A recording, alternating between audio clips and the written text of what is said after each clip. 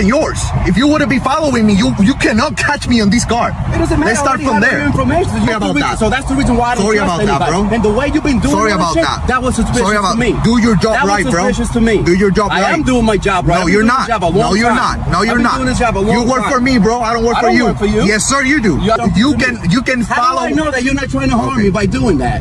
How do I know? Exactly. I made more money than you, bro. It doesn't. Good for you. I made more money than you. That doesn't mean a damn thing. What does that mean?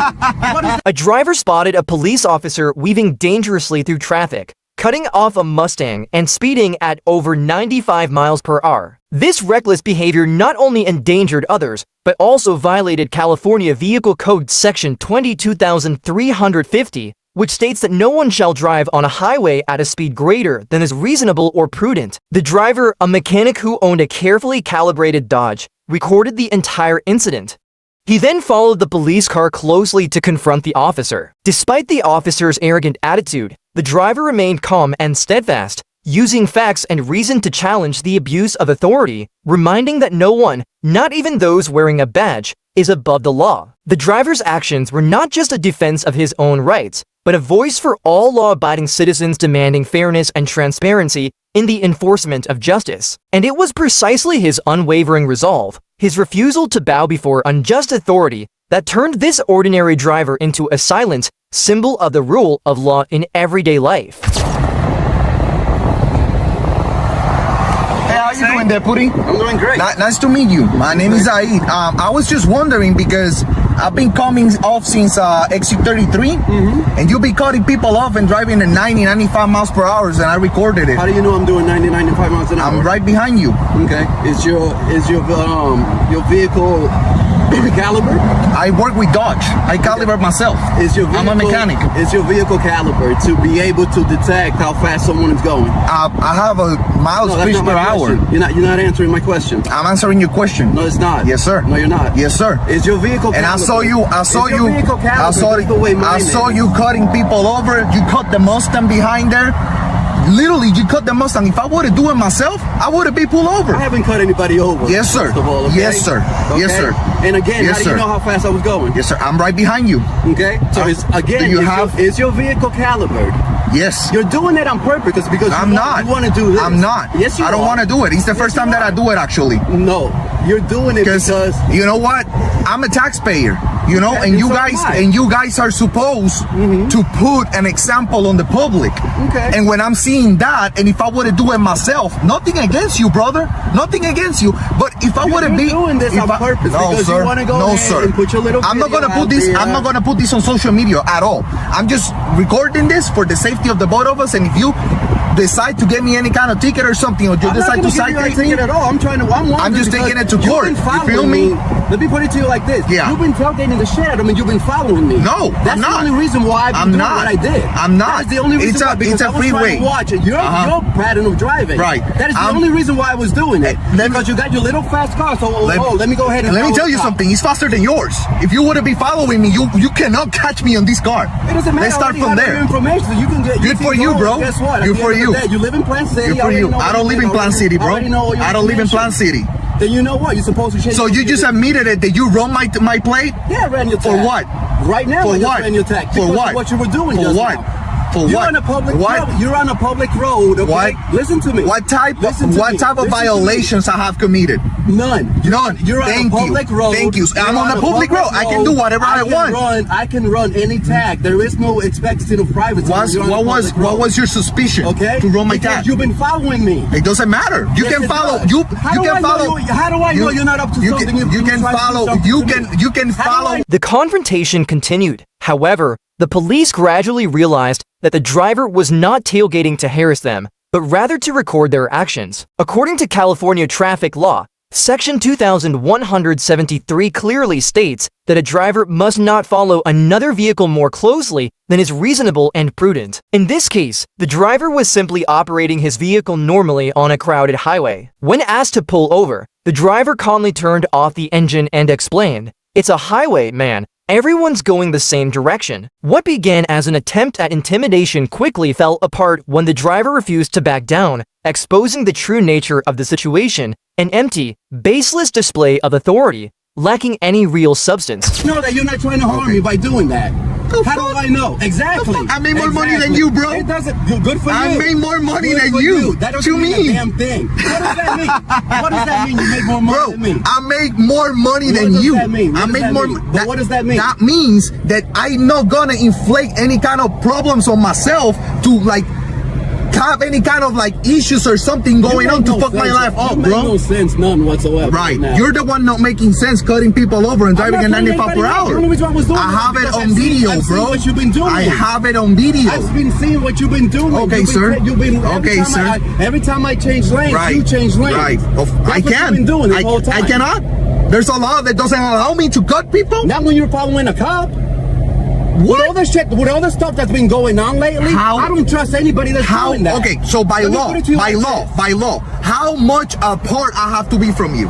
Listen, every time I change Can you answer my lanes, question? Every time I change lanes, Can you change lanes. can you What answer is the my reason for question, that? sir? Why have you been following Can me? you answer my question? No, you answer me. Why have No, you I been don't following have me? to answer you anything. Why have If you I been decide following me? if I decide myself right now, I just plead the fifth and I shut the fuck up. Because I don't answer then questions. Let's do that and have a nice day. Yes, sir. Have a good day, okay? I don't trust anybody. I just got shot back in October. I'm sorry that's the about reason- that. So that's the reason why I don't Sorry trust about that, anybody. bro. And the way you've been doing Sorry all about shit, that. that was suspicious Sorry about to me. do your job that right, was bro. suspicious to me. Do your job right. I am doing my job right. No, I've been you're doing not. this job a long No, you're time. not. No, you're I've been not. doing this job a long You work time. for me, bro. I don't work I for don't you. work for you. Yes, sir, you do. Yeah, I don't work for you. Am I a taxpayer? I don't work So for you. what? How do you get I do paid? not work How do for you get paid, I bro? do not work How do for you get paid? Give me a raise then if you. How do if you I get work for paid? you. How Give me a raise. How do you get paid? Give me a raise. Give you a raise if you're not doing your job right. You said I work for you. Yeah, you work for me. Then give me a My raise. taxes pay your Give me a salary, raise. bro. Then give me a raise. No, I will not. If I would have been your boss, I would have like literally. raise. I would You work for I me, would have so been giving guess you a what? warning, Give me bro. a raise. I would have given. I would have me been a giving raise. you a warning, bro. Give me a raise. I want a raise. No, you don't deserve a raise. I want a raise. You say you work for that. I work for you. Please defeat me, bro. You're a clown, man. Have a good day, Be bro. careful. Yes, sir. Drive careful. Yes, sir. Okay? I always do. Never Yeah, had an drive accident. careful. Drive careful. Yes, sir. Have a good day. Cuídate por ahí. Have a good day. Cuídate por ahí. You have a good day. You do the same. Yeah, me Be cuido careful. por ahí every single day. Yep. Don't speed. All right, brother. Yeah, of course. You're not gonna catch me, bro. The police were bewildered, but the driver remained calm and unshaken. He knew his rights well. Section 148 of the California Penal Code defines the act of obstructing a police officer, but in this case, the driver had done nothing wrong. Even after the fifth attempt, when the officer kept pressing him for unnecessary answers, the driver stayed composed and delivered a sharp rebuttal. My taxes pay your salary. Do your job properly. Armed with clear logic and solid evidence, the driver completely turned the situation around, proving that an informed citizen can defeat an abuse of power without breaking a sweat. More importantly, he wasn't just defending himself. He was standing up for the principle that police authority must also be held accountable under the law. This confrontation served as a powerful reminder that in a free society, knowledge and vigilance are the sharpest weapons a citizen can wield. Yeah, you do. No, I don't. Well, I'm not going to stand here and have an want to get accident. arrested? You want to get arrested? Do you want to get Do you fired? want to get arrested? Do you want to get fired? You're the one that's going to go. I got to go to the bathroom. Turn No, around. I got The encounter began when Deputy White conducted a traffic stop on a semi-truck driver for running a red light, an action justified under Florida Statute 316.07 for one concerning obedience to traffic signals. However, the situation quickly escalated into a tense confrontation due to the officer's excessively aggressive behavior. Despite the desperate pleas of the driver, who had recently undergone shoulder surgery and was facing a medical emergency requiring immediate access to a restroom, Deputy White remained unyielding, coldly ignoring the driver's urgent need. Instead of showing compassion and seeking to de-escalate the situation, he resorted to threats of fines and arrest, turning a minor traffic violation into a blatant power struggle. His actions revealed a troubling abuse of authority, where the law was wielded not as a shield for public safety, but as a weapon for domination. In that moment, the law ceased to be a pillar of justice and became a tool to fuel injustice, a stark illustration of the chasm between power and humanity. Yeah, you do. No, I don't. Well, I'm not going to stand here and have You an want to get accident. arrested? You want to get arrested? Do you want to get You fired? want to get arrested? Do you want to get fired? You're the one that's going to go. I got to go to the bathroom. Turn No, around. I Turn got to around. go to the bathroom. around. I'm not going to sit here Turn with my around. pants. Turn around. Put your hands up. I got to Put your hands up now. Put your hands up now. You're going to get tased. I got to go Put to the your hands bathroom. up. I have Put your hands up. Listen to me. Turn around. Listen to Turn me. around. You're not listening to me. Listen Turn around and to put your hands my up. stomach. I'm going to give I you have a, a I'm going to big give you the count of stomach. 3. Turn around. I have a bad stomach. Yeah, and I would have if you turn around. We're not I can't playing. move my shoulder. I can't move Sir? it back. I Sir? can't move it back. I have Stop. an operation. I just had an operation. Taser, taser, taser, taser. Taser. I Taser, just had taser. an operation. Taser, taser, taser, taser. Get on the ground. Roll over now. Roll over now. Put the handcuff behind your back. right, Put it all behind right. your back. Oh, now Get on the ground. No, with the bathroom. Get on the ground. Central Seminary, I got one tase. Now I took a my pen. Thank you very much.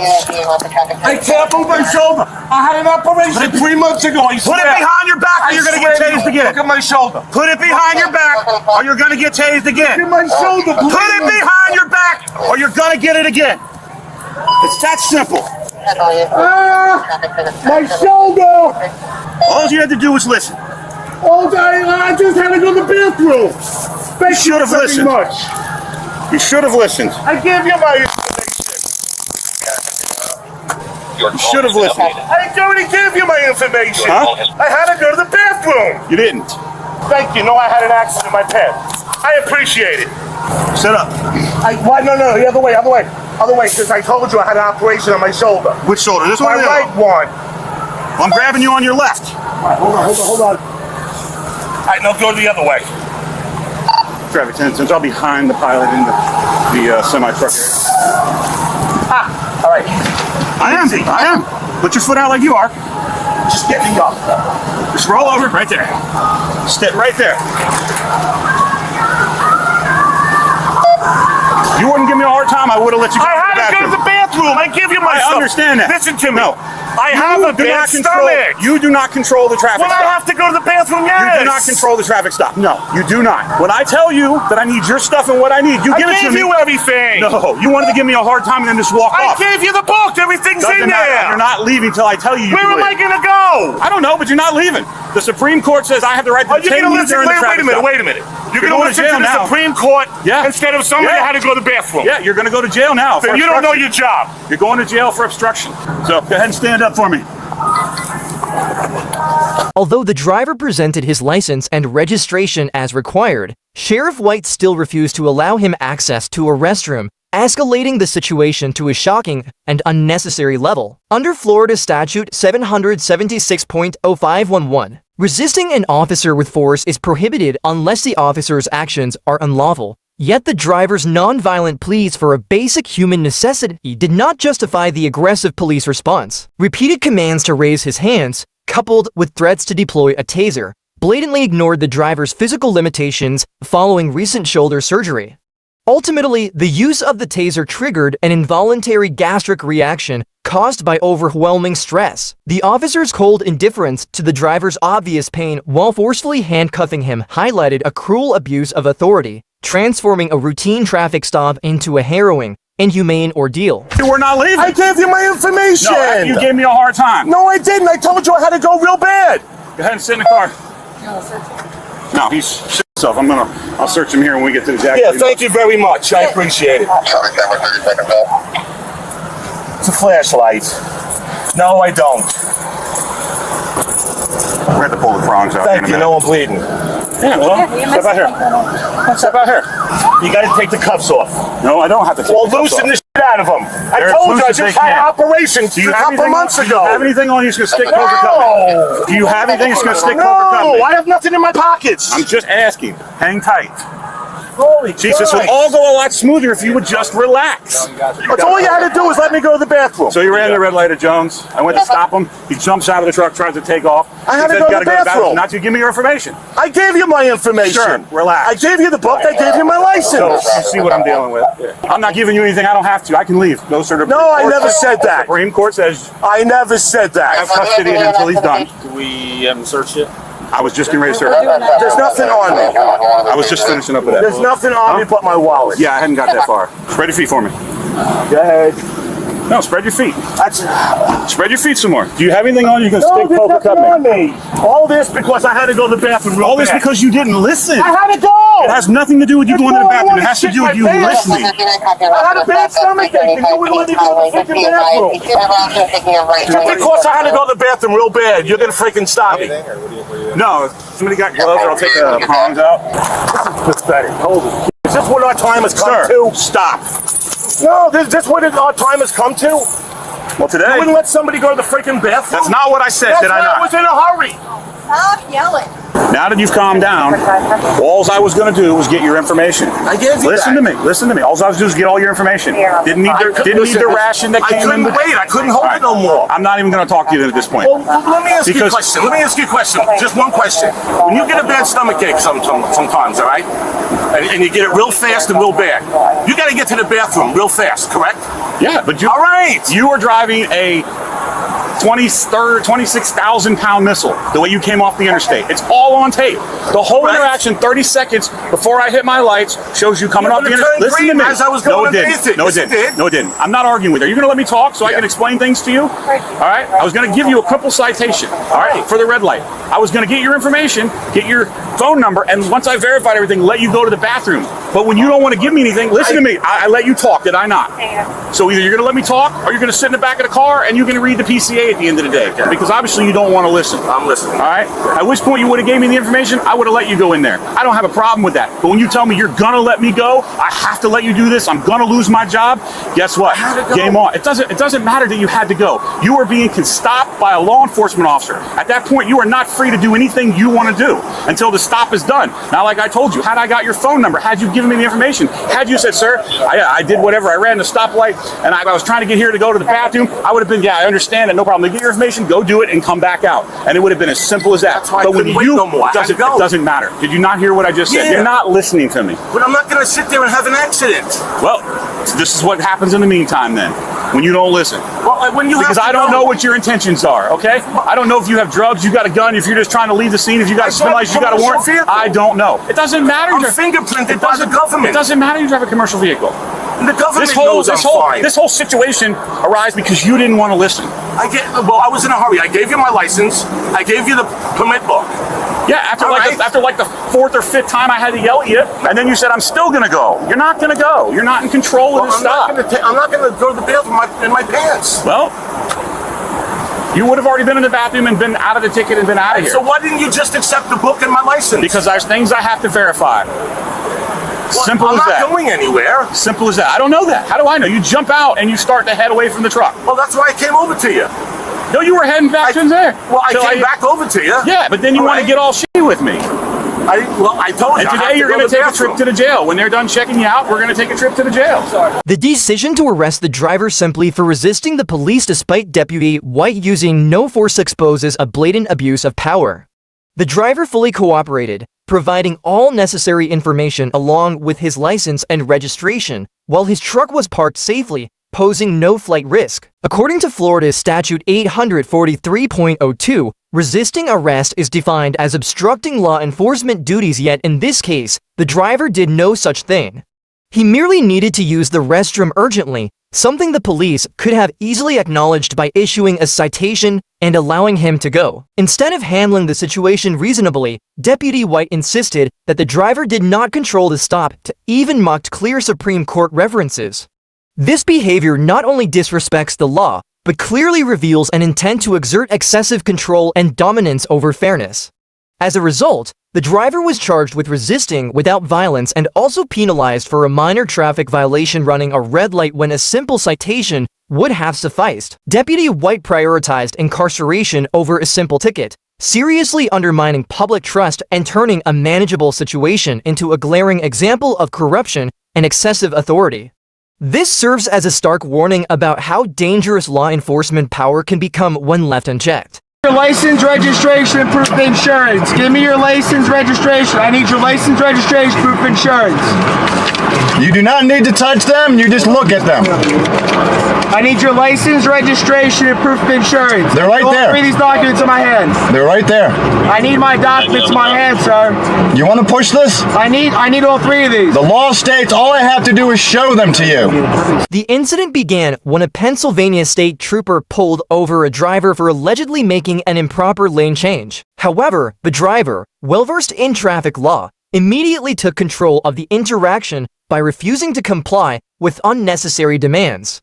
This clearly demonstrates that controlling the interaction with law enforcement is key to protecting one's personal rights and helps prevent abuse of authority or violations of individual freedoms. Under Pennsylvania law, the driver is only required to present a driver's license, vehicle registration, and proof of insurance. Based on Pennsylvania Consolidated Statutes, Title 75, Section 11511B, the driver confidently handed the documents through the car window, while emphasizing his legal right to retain physical possession of his property. When the officer insisted on taking the documents, the driver calmly responded by invoking his constitutional right against self-incrimination. This shows a deep understanding of the law and the Constitution, effectively preventing the disclosure of information or documents beyond what is legally required and protecting his rights.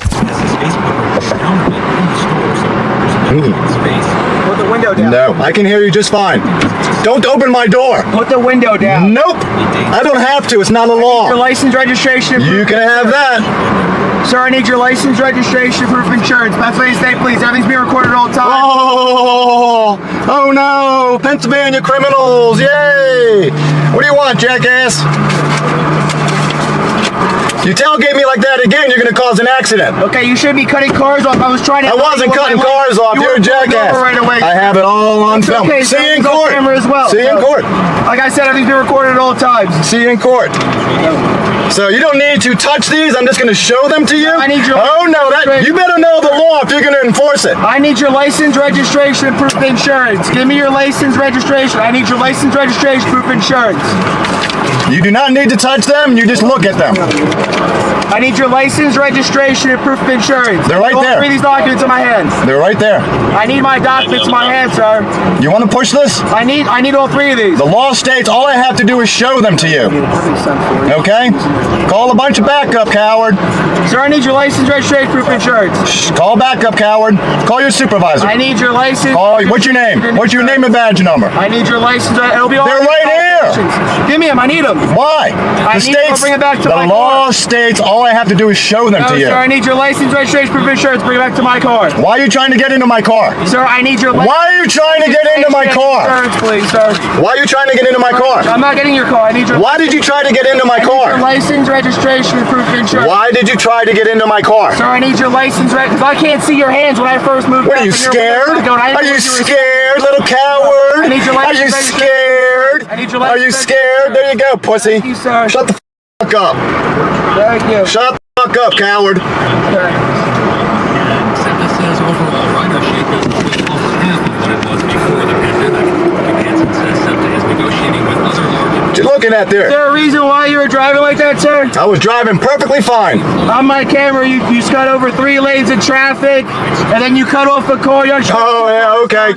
Keep on making up stories. Write that down. Everything's all Write that down. Yeah. It's all right here. Write it down. I'm going to be right back with you, okay? Okay, go ahead. The officer's support team arrived, but maintained a calm demeanor and communicated with the driver more respectfully. The driver patiently explained his legal stance, emphasizing that under Pennsylvania law, he was only required to present his documents, not physically surrender them. While the supervisor tried to de-escalate the situation, he avoided addressing the officer's aggressive behavior, leaving the driver's concerns unresolved. What's up, buddy? What's up, man? Question for you. What's up? I know the law states that I just have to show you registration, insurance, and driver's license. I don't have to give them to you. Okay. You need to be able to exhibit them upon request on a traffic. And I did. Okay. And he says I had to give them to him. Okay. Which is, this is all on film. It's all going to the lawyers. It's all going to court. Okay. That's fine. So the law states all I have to do is show them to you. Correct. Exhibit them upon request on a traffic stop. I did that. Okay. And he's forcing me to give them to him. Okay. So if you're his supervisor, you may want to tell him what the law states. Okay. Well, I'm not his supervisor. That's fine. I'm just here to back up my point. And he almost hit me. Okay. With his car. Okay. And that's on film too. Okay. If you want to pull somebody over, you don't fly to him, get this close to the rear bumper, and then when I hit my brakes, he's swerving to not hit me and shit. What's going on? I'm not sure, sir. A simple traffic violation of me going from one lane to the next with my turn signals? Okay. Like I said, I wasn't the one that initiated That's the fine. traffic stop. So I had my window cracked like this, because that's all I need to do. Us talking. He's banging on my window, trying to force open my door. I'm too smart. I lock my doors when I see terrorists come around me. Okay? And they're just extorting things. I don't like extortion experts. But we'll play the game. But you have no right to enter my car. You have no right to bang on my windows. You have no right to force me to show you stuff or give you stuff that I've already shown you. Okay. So there's the problem. I don't know what this guy is and what he's doing, but he's making a very bad light shining upon the state troopers. Okay. This will be on YouTube, like all the other stuff on my channel. And What's your channel?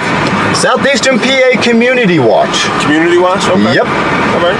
That I care about accountability and transparency. I understand. Now, the 3 pieces of paper I gave him, they can be used against me in a court of law.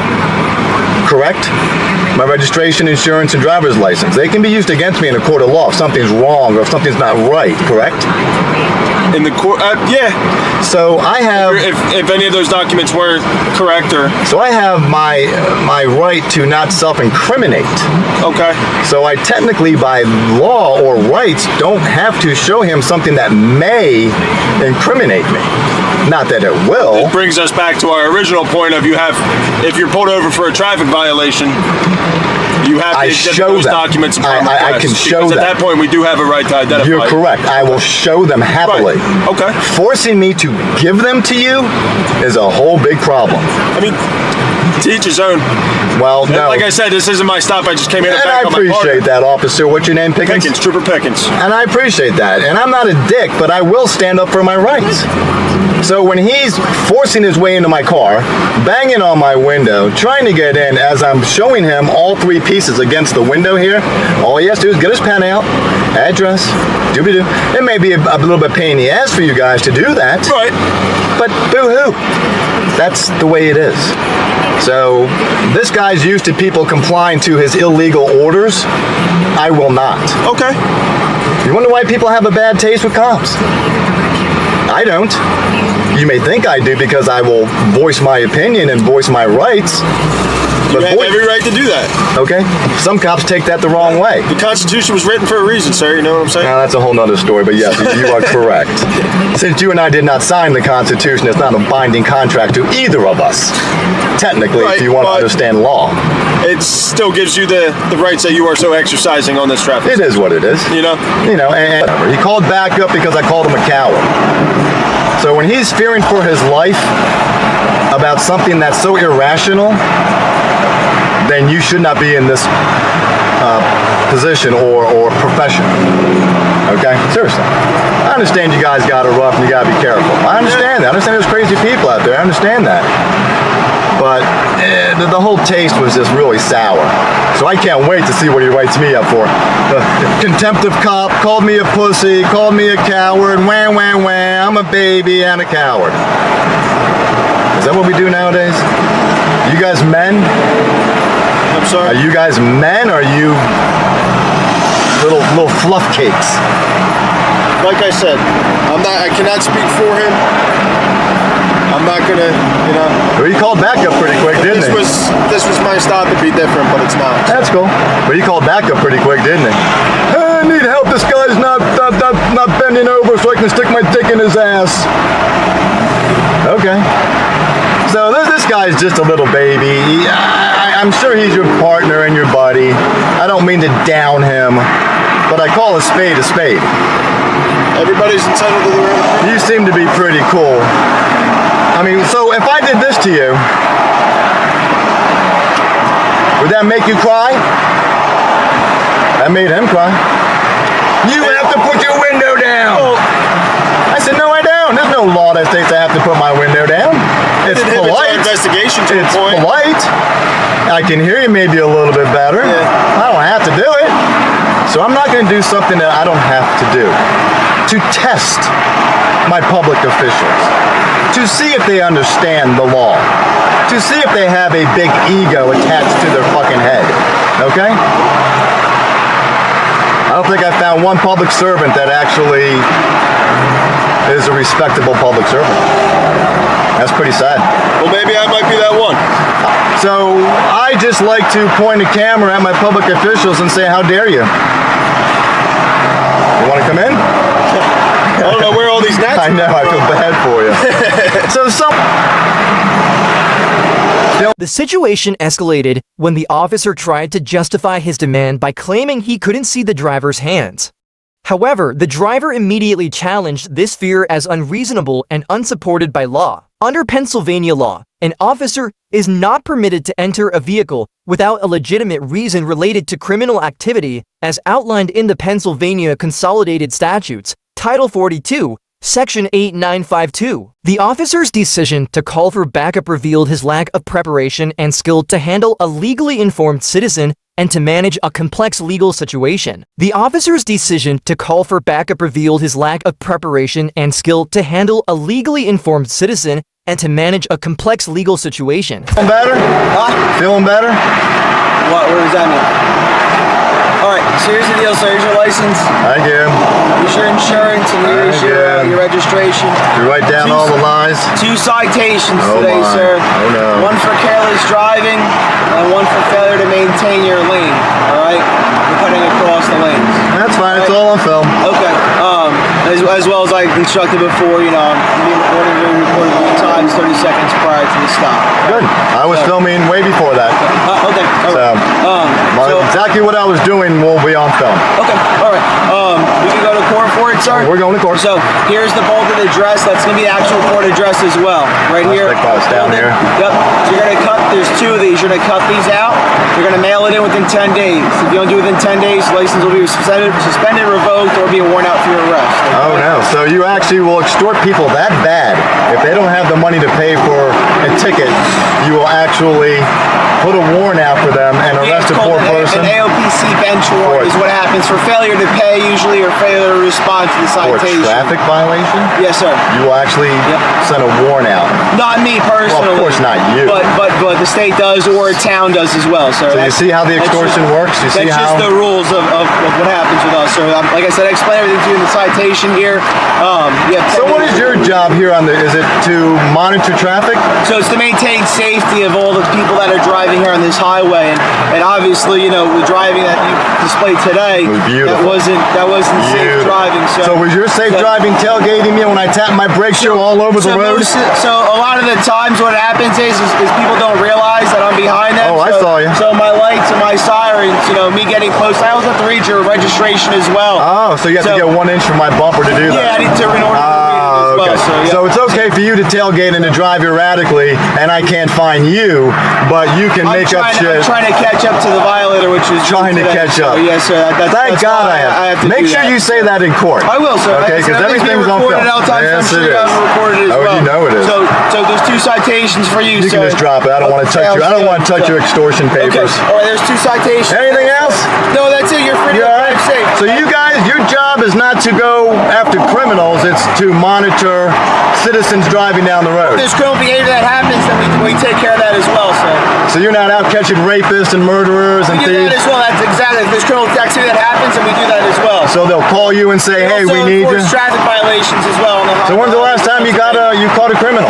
Huh? When's the last time you arrested a criminal? I need to divulge that information to you. Because you haven't. Because you're too busy extorting people. Okay. All right. So good for you, man. Just make sure you're proud. Don't tell me what to do. Shut the fuck up. Shut the fuck up. Shut the fuck up. Goodbye. Goodbye. Goodbye. fucking idiot trying to tell me what to do. Shut the fuck up. After being issued to citations, one for careless driving and another for failure to maintain a lane, the officer explained the consequences of not paying the fines, criticizing the state's practice of issuing warrants for unpaid penalties, calling it a form of extortion. Under Pennsylvania law, Title 75, Section 652A, a driver's license can be suspended for failing to resolve traffic citations. However, the driver skillfully emphasized the ethical implications of disproportionately punishing citizens before leaving. He rejected the officer's attempts to justify his actions, ending the conversation with sharp rebukes and a warning that the entire encounter would be made public online. From the sign so people like myself pull over. And it's your responsibility not to block the roadway either. I'm not blocking the roadway. There's nothing here that says no parking. You guys were parked here at the same time with no emergency lights on. If you guys are doing your duty, you have to have your emergency lights on. So there's no difference in me being parked here or you guys being parked here with no lights. Plain and simple. There's no difference. You guys can't break the law. You parked here with no lights on. So why can't I park here? Sir, this gentleman needs your license. It's not happening. Not happening. Give me your supervisor. We're gonna pull you out of the car. That's fine with me. Okay, let's do it.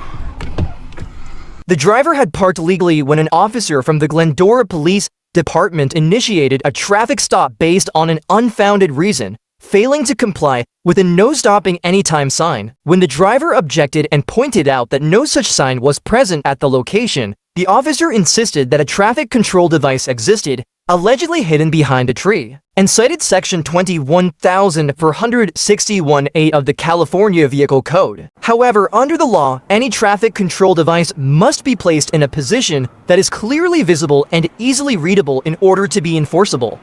If a sign is obscured, any citation based on it is not legally valid. The situation escalated when the officer demanded that the driver provide vehicle registration, a driver's license, and proof of insurance. Nevertheless, the driver, fully aware of their rights, refused to comply because California law only requires drivers to present such documents when there is a lawful basis for detention due to an actual traffic violation. The officer's actions in prolonging the encounter by demanding documentation after the initial basis for the traffic stop was no longer valid may be considered an abuse of administrative authority. This not only infringes upon the individual's personal freedoms, but also creates potential legal liability for the law enforcement agency, including the possibility of lawsuits for unlawful detention or improper demands. How are you?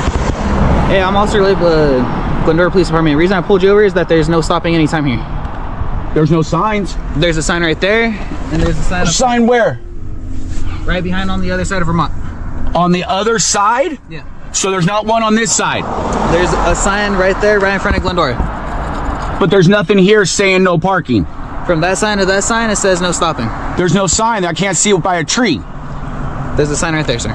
Where? Do you have your license, registration, proof of insurance? Why? Because I need to properly identify you. You're not identifying me. I am identifying you. You're not going to identify me. I'm going to identify you. No, you're not. Can you lower your passenger window? Nope. You can call Kodavik and he'll know who I am. Sir, can I have your ID, please? No, sir. No? Why not? There's no reason to. I'm properly detaining you. For what? You're not allowed to. There's no parking signs. Can I get out and look? No, you cannot. Why? Because there's a sign right there and a sign right there. There's no sign here. There's no sign here on this street, on this block, from that block to that block. There's no sign saying no parking. There's a sign that says no stopping right there. There's no sign. I'm looking at it dead right here. There's no sign. It says no stopping. You guys were parked here, which I got you on film, with no emergencies on. That's fine. So why is that fine? I was consensually contacting somebody. But you didn't have emergencies on, so it's not a consensual contact. You have to have emergencies on if you're doing due diligence in your job. I know that because I've got 70 years of law enforcement, and one of them's a fallen officer in my family. Okay. So I know it. Okay. So then you know that you need to properly identify yourself. Not if I haven't done anything wrong. You are doing something currently wrong right now as we speak. No, I'm not. There's a no stopping anywhere sign. There is no stopping sign with invisibility. If it's covered by a tree, that's on your guys' city to uncover it by a tree. which that is covered by a tree where I'm sitting. As we can see here, there is no parking signs. The only sign you can see from here where I'm parked is the village. So give me your supervisor. Let me have your supervisor. I'm not getting my supervisor. Give me your supervisor now. I'm not getting my I'm not doing this. Give me your supervisor. I'm holding you guys accountable, and you guys want to do turn around and try to mess with me. So nope. Get your supervisor. I'm not saying another word. Fifth Amendment, Fourth Amendment, First Amendment, 14th Amendment, 8th Amendment, 242, 241, 1983. Okay. I'm not trying to mess with you, sir. Despite repeated demands to comply, the driver firmly asserted his legal rights. He cited the 4th and 5th Amendments of the U.S. Constitution, as well as California Penal Code Section 148G, emphasizing that refusing to provide identification is not a criminal offense unless there is reasonable suspicion of a crime. This demonstrates the driver's thorough understanding of his civil rights and the law. Despite multiple requests to speak with his supervisor, the police officers continuously refused, flagrantly violating mandatory accountability protocols. According to established standards, when a citizen requests, the presence of a supervisor is required to ensure transparency and prevent abuse of power. The officers' deliberate avoidance of this raises serious doubts about their true intentions. Furthermore, the driver pointed out the glaring contradiction in the officers' own conduct when they parked in the same location without activating their emergency lights, the very reason they cited to justify stopping the driver. This action not only reveals blatant hypocrisy, but also completely undermines the legitimacy of the traffic stop, exposing it as a retaliatory act. Yeah, all I'm doing was watching to make sure you guys weren't doing anything to that homeless lady. That's all I was doing. If you guys don't want to be held accountable, Nothing's wrong with that, but you gotta park your vehicle legally. but there's nothing here saying no parking. There's a sign up there, and you're blocking the roadway, clearly. You guys were too, and you guys didn't have emergency lights on. We have the legal right to No, do so. not without emergency lights. If you're performing your duty, then you have to have emergency lights on. I'm not here to argue with you. The officer asked for your registration. I'm not giving your it. ID. I'm not giving it. Get your supervisor. Get your supervisor. I'm his direct supervisor. I don't get your supervisor. I've got 70 years. I got 70 years of law enforcement in my life. My mom, my dad, my stepmom's a fallen officer. I know exactly what I'm doing. I'm sorry to hear that. Like I told you, sir. My condolences. I'm extremely sorry for the lawsuit. I'm not worried about that. You don't have to be sorry. It happened a lot of years ago, and but I didn't say that. Sorry. Thank you very much for saying sorry. Okay. But I am not giving my ID up because I was sitting here making sure you guys were not messing around with the homeless lady. There's no parking signs right here. There's nothing visible. You have to have it visible. That's state law that you have to have signs visible by the state. If there's being covered by trees, that's on the city to remove them from the signs so people like myself pull over. And it's your responsibility not to block the roadway either. I'm not blocking the roadway. There's nothing here that says no parking. You guys were parked here at the same time with no emergency lights on. If you guys are doing your duty, you have to have your emergency lights on. So there's no difference in me being parked here or you guys being parked here with no lights. Plain and simple. There's no difference. You guys can't break the law. You parked here with no lights on. So why can't I park here? Sir, this gentleman needs your license. It's not happening. Proof of insurance. Not happening. Give me your supervisor. We're gonna pull you out of the car. If That's fine with me. Okay, let's do it.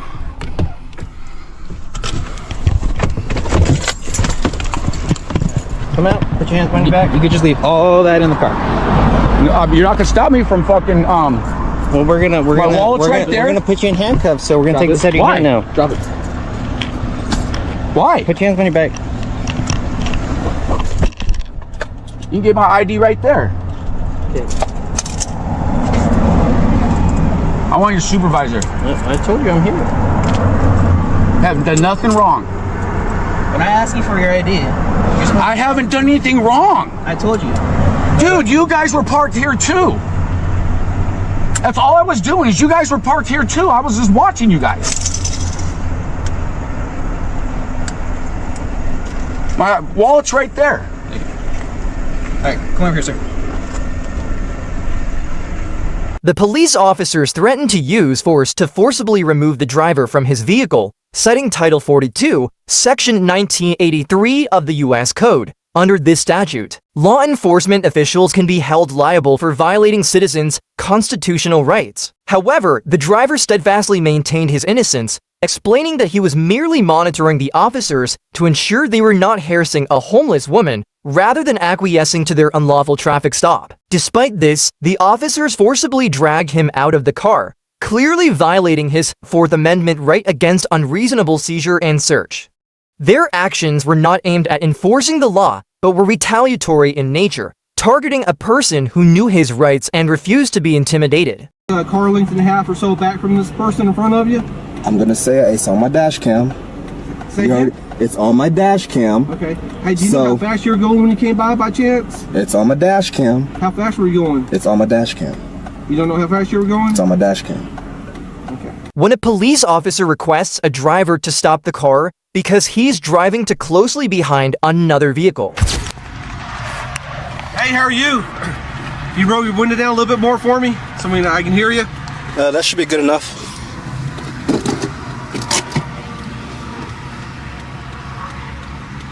You roll the window down just a little bit more so I can hear you? I can hear you just fine. I can hear you because of all the traffic. I can hear you just fine. I'll speak up a little louder so you can hear me. Speak up a little bit for me. I'm Deputy Henny, Grace County Sheriff's Office. That's Get fine. Your license, got your insurance with you? Yep. May I ask the reason for the nature of the stop? I will after you hand me your license and insurance, okay? Can you hand me your driver's license? It's on this side here. Traffic's noise. If you're worried about the traffic, you're on the same side as the traffic noise, okay? Guy, I can't hear you. Roll the window down just a little bit more for me, okay? If you're worried about the traffic noise, you're on the same side as the traffic over there. So I'll go ahead and get the luxury of you to put my driver's license and my insurance on this side of the window here, okay? You want to hand me your driver's license? No, they're right here. Why won't you hand me your driver's license? Because Texas law states I only have to exhibit them. I don't have to hand them over. Well, you want to hold it out so I can get your information? It's right here, right against the window here. This way so I can get your information. I don't want to have to reach over there. I don't want you to say I'm reaching for anything. I want to keep my hands where you can see them. Everything right here that you need is right against this window here. And I'm just going to remain silent for the rest of the traffic stop, okay? When asked by the police officer to present his driver's license and proof of insurance, the driver held the documents up to the window but did not physically hand them over. According to Section 521.025 of the Texas Transportation Code, the act of displaying the license is sufficient and does not require physical surrender. The driver calmly declined to relinquish the documents, thereby frustrating the officer's attempt to obtain them. As a result, the officer was left with no alternative but to proceed without further compulsion.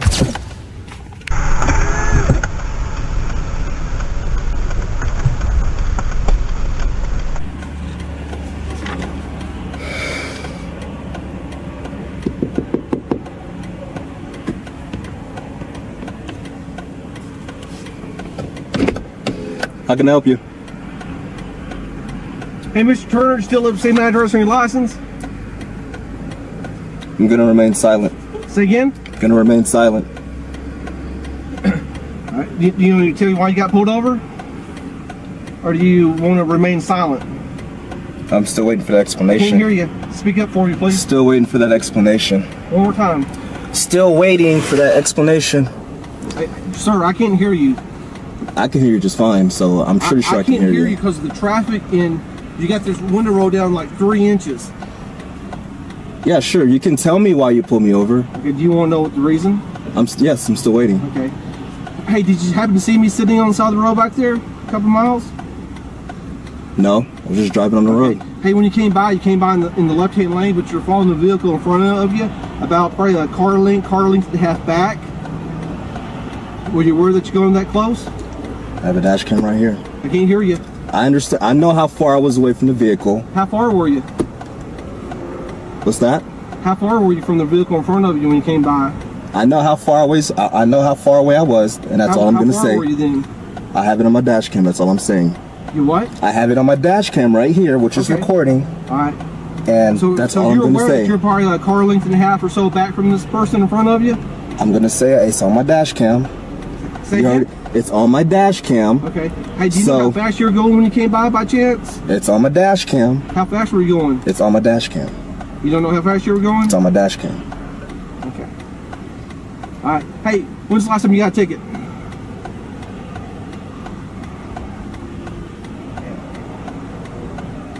Mr. Turner, when's the last time you got a ticket? I'm remaining silent right now. Say again? I'm gonna remain silent. You're gonna remain silent? Okay. All right. Hey, I'll be right back with you, okay? Okay. When questioned by the police about his speed and whether he had been tailgating the vehicle in front, the driver chose to exercise his right to remain silent under the Fifth Amendment of the United States Constitution, the right against self-incrimination. By repeatedly referring to footage from the dashboard camera mounted in his vehicle, he skillfully blocked all efforts by the police to obtain potentially incriminating statements. His reliance on objective evidence from this technological device not only safeguarded his individual rights, but also highlighted the increasingly vital role of technology in ensuring transparency and fairness in law enforcement practices. Furthermore, the driver's firm decision to remain silent reflected a strong understanding of legal protections and underscored the importance of citizens being aware of and able to assert their constitutional rights when interacting with authorities. What ended up happening was he ran my plates, and I had got a ticket here a long time ago. It was like a while back. I would say about almost 4 years ago. I got a ticket here, and he didn't pull me over immediately. He ran my tags first and then decided to pull me over. And then he wanted to ask me questions such as, do you know how close you were following? Which is on my dash cam. I don't have to answer that question. And he was asking me how fast do I think I was going. You don't have to answer that question either. It's on my dash cam. Whether or not, if you don't have a dash cam, you don't have to answer those questions. The police then requested that the driver lower the window further in order to inspect the window tint, aiming to assert greater control over the situation. However, the driver remained calm and composed, cooperating only to the extent necessary, lowering the window just enough to allow the officer to complete the inspection in accordance with Section 38.02 of the Texas Penal Code. While drivers are required to comply with tint inspection requests, they are not obligated to cooperate beyond what the law specifically mandates. This minimal yet lawful compliance frustrated the officer, as it effectively prevented any escalation of the stop. By strictly adhering to legal boundaries, the driver successfully safeguarded against any overreach or abuse of authority by law enforcement.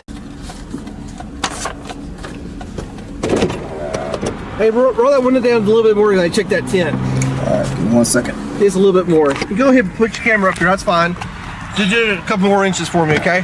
There you go.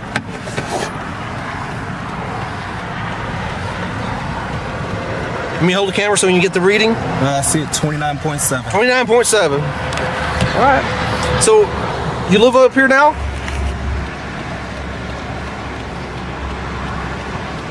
Mr. Turner, you living up here now? I'm not answering any questions. Say again? I'm not answering any questions. Okay. Why don't you want to answer any questions?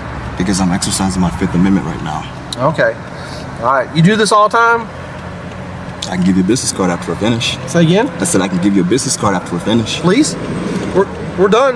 We're done? This is a warning for the traffic stop.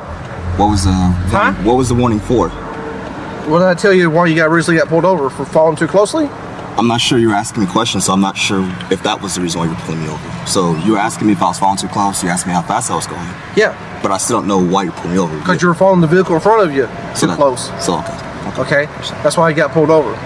If you have all that stuff on your dash camera, you'll know it. Okay? Sure. So, when you go back and look at it, you probably see my car parked on the side of the road. So you living up to this area now?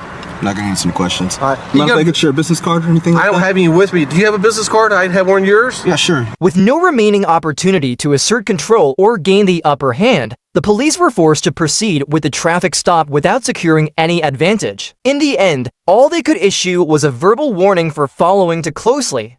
Even then, the driver firmly insisted on receiving a clear and specific explanation before departing. Lacking any lawful basis to prolong the stop further, the officer had no choice but to let the driver go, having been outmaneuvered at every turn and left with no ground to assert authority. Can I get your name and badge number?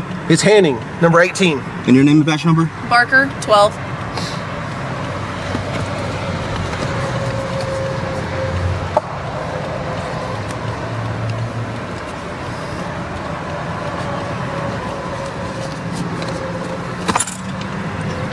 Am I free to go or am I still being detained?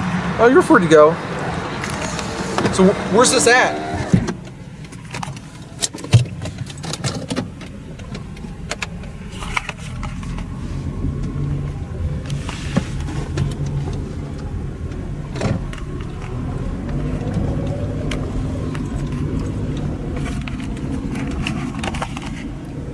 And that's how you handle being pulled over by the police. You don't answer questions. Because you answer questions, that's only for them to build evidence that they don't have against you. They think you're speeding, so they're gonna ask you if you were speeding. If you say you were speeding, then you just had admitted to speeding and you're guilty. So best thing to do is don't answer questions, remain silent, and let them do all the work. This encounter serves as a powerful testament to the importance of knowing and exercising one's rights during a traffic stop. It demonstrates that a calm, informed, and resolute approach can effectively counter potential abuses of authority by law enforcement. Through legal awareness and composed assertiveness, the driver not only maintained full control of the situation, but also prevented the officers from asserting any form of dominance. It stands as a compelling victory for an informed citizen over the misuse of power. I have to be suspected of committing a crime, about to commit a crime, or had committed a crime. I didn't do any of those. I did what I could to dispel your suspicion. I told you exactly what was going on. I showed you the apps on my phone. The man confidently engaged in conversation with Officer Collins, who had approached him after receiving a report about a suspicious truck matching the description of a vehicle involved in a recent camper theft. Fully aware of his legal rights, he firmly refused her request to present identification, emphasizing that the police must have a reasonable suspicion of a crime before making such a demand. He argued that merely owning a white Dodge truck, a common vehicle, was not sufficient grounds to justify suspicion or compel him to provide ID. His solid understanding of the law left Officer Collins visibly unsettled, as she realized that her initial claim about a stolen camper could not withstand careful, logical scrutiny. His calm demeanor and sharp reasoning not only safeguarded his individual rights, but also forced a law enforcement officer to confront the delicate boundary between carrying out official duties and infringing upon civil liberties, a deeply human lesson within the framework of a rule of law society. I didn't do any of those. I did what I could to dispel your suspicion. I told you exactly what was going on. I showed you the apps on my phone. I show you the plane here that's an emergency aircraft diverting to Dublin. I told you exactly what's going on, and in fact, here's the security code. 135 or 134 is what the security officer told me the code was to the bathroom, and you can go over there and verify that. To identify me for suspicion, you have to have a reasonable, articulable suspicion that a crime had been committed. Matches the description of campers that What's the description of the vehicle? We have a white Dodge truck. There's a lot of white Dodge trucks. The man remained calm as he pointed out the flaws in the police officer's reasoning. He emphasized that asking for his ID did not resolve any specific doubts, especially since there was no solid evidence, such as a license plate number, and the vague description of the vehicle was clearly insufficient grounds for an arrest. He explained his legitimate reason for being at the scene. He was monitoring an emergency aircraft. His reasonable and coherent argument highlighted the weakness in the police's justification, showing their over-reliance on threats rather than reason and concrete evidence. Not only defending himself, he also subtly turned the situation into a reminder of the principles of the rule of law, that power cannot replace transparency, and suspicion cannot justify the infringement of citizens' rights. Accurate. So you're here, we're getting a call from security who manages Z-Max. Okay. Your truck matches the description of the truck that is used to steal campers. Your truck comes back to a business. Does this description of the truck that steals campers, did they get a license plate? No. Did they get anything other than a white Dodge truck? No. That's not reasonable, articulable suspicion that this is the truck. Exactly. That's why I have to identify you, because if you Identifying me is not going to help you find out whether or not I've committed any crime. Stolen tonight, then I know I can eliminate you because I came and talked to you. You can eliminate me. What if I came back to steal a camper? Well, then I already have your information. But do you see what I'm saying? You just have It doesn't make sense. It does. I don't have to give you my license if it's not a stop on ID state and I didn't commit a crime. So Can we have a supervisor, please? I am a sergeant. It doesn't make any sense, Sergeant. That's fine. You are here in an What if I decline to give you my ID? Then Am I free to go? No. I'm not free to go. No. You said it wasn't a traffic stop. No. It's not a call traffic for stop, service. but a call for service Yes. isn't enough. Yes, it is. It's not In the enough. state of North Carolina, yes, it is. It's not enough, Sergeant. All right, well, hold on. I'll get a lieutenant out here, and we'll either determine if you're going to jail or not because you're failing. Why would wait? Hold on. Why would I go to jail for a conversation? Because you're not giving me your identification. When Officer Collins threatened to arrest him for not providing identification, the man confidently asserted that he understood the law. He reminded her that North Carolina is not a stop and ID state, and that he was under no obligation to comply without clear suspicion of criminal activity. Instead of being intimidated by her threat, he boldly called her out on her reasoning. When she quickly proceeded with the arrest, he didn't hesitate to criticize the overly zealous approach of the police. His firm stance and calm demeanor significantly undermined her authority, making her threat much less effective. Sergeant, Miss Collins, let me tell you the problem with policing. You guys are so quick to throw people in jail. I didn't do anything wrong. I just told you what I was doing. Your driver's license because so I can believe. sit there and put your information in. The Here's call, why. And we're done. Here's why. You swore an oath to defend the Constitution. You don't have reasonable articulable suspicion. I do at this point. You don't. He man voiced strong criticism of law enforcement's tendency to escalate situations unnecessarily, highlighting, in particular, Officer Collins' eagerness to arrest him without proper cause. He accused her of failing to uphold her sworn duty to protect citizens' constitutional rights and pointed to systemic issues within the policing structure that enable such misconduct to persist. His criticism extended beyond personal defense, becoming a broader indictment of flawed law enforcement practices. In doing so, he positioned himself not merely as a victim of overreach, but as a vocal opponent of institutional injustice within a system that should exist to safeguard the public. Here's what I'll do. I'm going to give you my license and I'm going to file a complaint. That's fine. We're going to make this a YouTube video. That's fine. We're going to make it go famous. That's fine. And Miss Collins, I apologize because there's a lot of people out there doing a good job. But I don't think that you're doing the right thing. That's fine. And I will explain the complaint process and everything to you so that And can you give me a complaint form? I cannot. It's at our police department. I'll give you the address. We're going to do the complaint. Okay, that's fine. We're going to do the complaint. Thank you, sir. Oh, wait. Can I see this for a second? In a second. 350 Concord, 27 out of California. What I should have done, ma'am, is put it on the dashboard and made you take it. It's going to be out of California. Adam 5098224. Adam 5098224 out of California. Can I go get a complaint form now? Yes, sir. They're open? They will give me one? Yes, so if you go to the And listen, it's not about you. That's fine, I get it. It's about the Constitution, and I believe. I understand. And I could be wrong, and if I'm wrong, I will stand corrected, but we're going to go through the process and figure it out. That's completely fine. So, you know what I mean? Like, it's just asinine. do you want me to write it down, the address for you, or you going to put it in your GPS? No, you can write it down and I'll put it in the GPS. Oh, I mean, I can put it in the GPS now. That's well, fine. I'm just, whatever's easiest for you. Yeah. It's just, my ID does nothing for you. It doesn't. It's like... It does. It don't take offense to this. ID is like crack for cops. It just is. I mean, I watched the YouTube videos. I'm sure you must as well.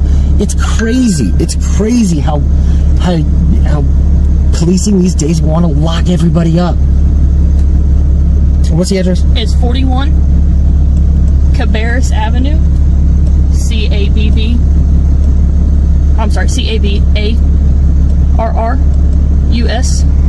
West. West? Good. This is it? Concord, Cabarrus Avenue, West? 27 on Matthews, Becker, California, showing valid 10-10-29-75. Head northeast. What's 10-10-75? I'm sorry, sir? What is 10-10-75? You're not wanted. Oh, I thought it was like my birthday. I'm like, that's not my birthday. No, you're not wanted. So you'll go up to the police department. The doors are locked, but there's going to be a panel on the right-hand side. Push that button. They're going to ask what you need. So this is it, though, right? I'm sorry, I didn't mean to interrupt you, but it's way over here. Yes, sir. It's on our. Oh, yeah, it's Concord Police. Yes, I thought it was my sheriff's department. No, you're at the police department. Push the button on the side. She's going to ask what you need. Tell her that you need a complaint form. There is going to be a form that she's supposed to give you. You'll fill it out. They're going to call for a supervisor. It's not going to be me because obviously you're filing the complaint on me, so I'm not going to show up and take my own complaint. Makes it fair. Another supervisor will show up. They're supposed to talk to you about the complaint. You fill out the complaint form. You give it to them. It then goes into our. And they could do all this tonight? Sir? They could do all this tonight? The form will go in, yes. But I mean, somebody will come and talk to me tonight? They should, yes, sir. Okay. As long as we're not hot on a call or anything like that, sure. They should be able to come up and take the complaint form from you. Other than that. And again, man, you understand where I'm coming from. It's just like what's happening now that I just pulled over to watch a thing. You know, I get it. Being safe, understand. and just because. But at the same time, you're in an area that your vehicle matches the description. I know you don't know. This is not a bad area, right? I get that. I know you don't know. I don't know, but it's not come on. We get a call from the people who do the security here. Your truck matches the description. So I have to obviously get out, talk with you, identify you, make sure I know who you are. I mean, what you could have done, because I wasn't even paying attention, is park back there, ways back, not turn on your lights, and watch to see what I was going to do or doing. I honestly don't have the time to do that. Yeah, well, I mean, getting my ID does nothing. Here's my schedule, just so you know. Austin, New Orleans, Charlotte, Dover, New York, New Hampshire, Detroit, Denver, Salt Lake City. What are you doing for the Speedway? Nobody told you? No. You didn't get the email? No. That's not even your fucking business, then, is it? I'm the low man on the totem pole, so I don't get to take a joke, though, right? Okay. Did you get the joke, though? I did get it. My friend always tells me that. Well, and I say that to my wife, it drives her crazy. I do mobile marketing promotions, and we're doing a promotion for a company. Okay. So we have these events that are, this is Charlotte, 12th to the 14th. We set it up today. They do the event tomorrow. They do it half the day, the 14th. And tomorrow, the reason why I'm here is I'm just trying to scope out the area because I need to go. See, my check engine light is on right here? Yeah, that's not good. At least it's not flashing. And you see this truck here that has 6,814 miles on it? That's really not good. This truck was bought to replace one that broke down that's in Beaumont, Texas. That was a 2022. The transmission blew up. We bought this one, and now I have a constant regen. I've been taking photos of the thing. Welcome to Dodge's engine problems. Yeah. They're not new. Yeah, I know. So we're suing for the other one. It's a buyback. Is it a lemon? Yes, it qualified as a lemon, but they didn't want to come up $1,300 to cover the costs that we incurred, so we had to hire an attorney. The attorney is working that out now out of Wisconsin, because that's where it was bought. This one was bought in Pennsylvania because we were in a rental truck and we had to swap to get out of the rental. So I had to fly into Pennsylvania, picked up the rental car, drove to Beaumont, Texas, dropped it off, returned the rental, flew home, and then my boss had this truck, and then his promo was over, and I had to do a promo, so we swap trucks all the time. And now you just getting the short end of the stick with the one that's got the check engine light on. You have no idea. You have no idea. There is a Dodge dealership right up around the corner. No, Hendricks. I was already mapping it out and scoping it out. But I take copious notes when I call FCA. These are my notes. That's good, because if it's not written down, it didn't happen. Right, and so 9/12 was today, yesterday. Yeah, yesterday. That was the latest call that I had. It's a nightmare. Well, be safe. It's already been in the shop for 6 days, and they said, "Oh, there's no problem with it." I'm like, my best suggestion, if you are staying... Just release and reapply brake tissue. Oh, I had my foot on the brake too long. It's just habit. I have my foot on the brakes all the time. Go nowhere. Even if it's in park, just because... Things move, even if they are in park. So. If you are staying over here on the campgrounds... No, I think I'm going to go back to the Speedway. Okay. I was going to say, if you are, I would move wherever it is so you're not on the side of the shoulder. You know what's funny? I saw a truck driving around over there. It was a white pickup truck. I don't know if that's a security truck. One of them is. But then I'm parked right where the bathrooms are. And I had my parking lights on, and the truck is running, and I'm in a parking lot looking at my phone, and the guy drove right by me and took off right down this road leaving. And then I stayed there another 3 to 5 minutes, and then just drove away at a normal rate of speed. I'm not in a hurry. I got you. And then pulled right out and pulled right over here. So, and here's the thing too. Using your, how long have you been a police officer for? 6 going on 7 years. 6 going on 7 years. And again, this is just how I talk. Why the fuck would I leave a place if I was scoping someplace out and then park right here in front of the place? I know criminals are stupid, I was gonna say, but they're not that fucking stupid. Actually, unfortunately, I have seen them do dumber things. But I don't know you. But I gave you a good explanation. Yes, and but I was I've also had honest people with who you. give me good explanations that are criminals. And if I wasn't driving a company truck, I would not have given you my ID. And for you to threaten to take me to jail just because you didn't like what I said, that's why I'm going to go do the complaint. That's fine. That's fucked up. That's fine. Sorry about the lane. It's just the way it all. I've heard worse and been called worse But at I'm this not. point in my life. I'm not directing it at you. I get it. I'm directing it in general. I got you. It's good to be frustrated, and that's how some people release. Venting. Yes. So be safe. Like I said, if you want to go down, you can go down now. Someone is there at the police department. I'm gonna go down. And press the button on the side and tell them you need a complaint form, okay? Got it. All right, do you need anything else from me, sir? No, before I leave, though, I'm going to take it out of this GPS and put it in this GPS because it goes there so I don't have to have my phone on my lap. I'll also write it down for you, so just in case. No, I got to, like, if I just do this, it'll show Okay. it. Well, wait, yeah, that's it. No, that's not it. Yeah, it is. Reluctantly handing over his ID, the man made it clear he would be filing a formal complaint against the officer's conduct. That firm declaration marked a shift in the dynamic. Officer Collins immediately recognized that the situation had changed. Faced with someone who clearly understood his rights and the legal process, she moved into a defensive posture, attempting to explain the complaint procedure, a way to defuse the tension. But it was too late. The man's calm demeanor and legal awareness had quietly shifted the balance of power. No longer a passive subject of authority, he had become someone holding the police accountable for their actions. His response was more than personal resistance. It was a forceful reminder that power, when misused, is never beyond scrutiny or consequence.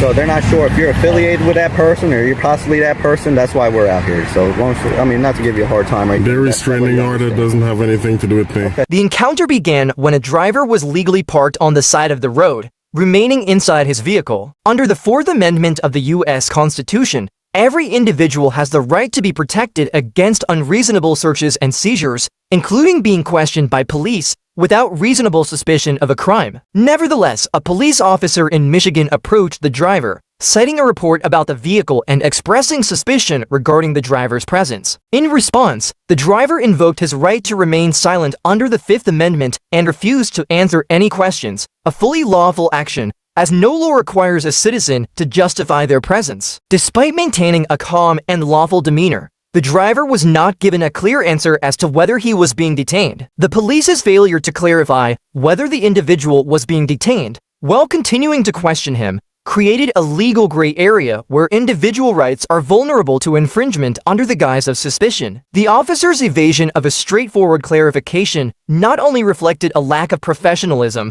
but also compelled the driver to more firmly assert and protect his constitutional rights. Everything okay?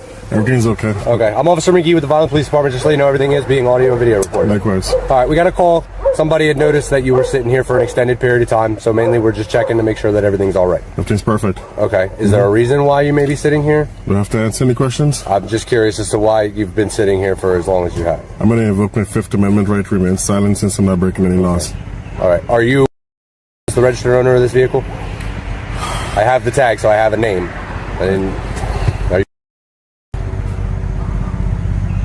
I'm going to invoke my Fifth Amendment right without having a lawyer present to answer questions. Are you in need of any assistance, sir? Any medical assistance at all? I'm going to invoke my Fifth Amendment right since I'm not breaking any laws and there's no law, I have no lawyer present. Okay. All right, just sit tight for me, okay? Am I detained? Am I detained?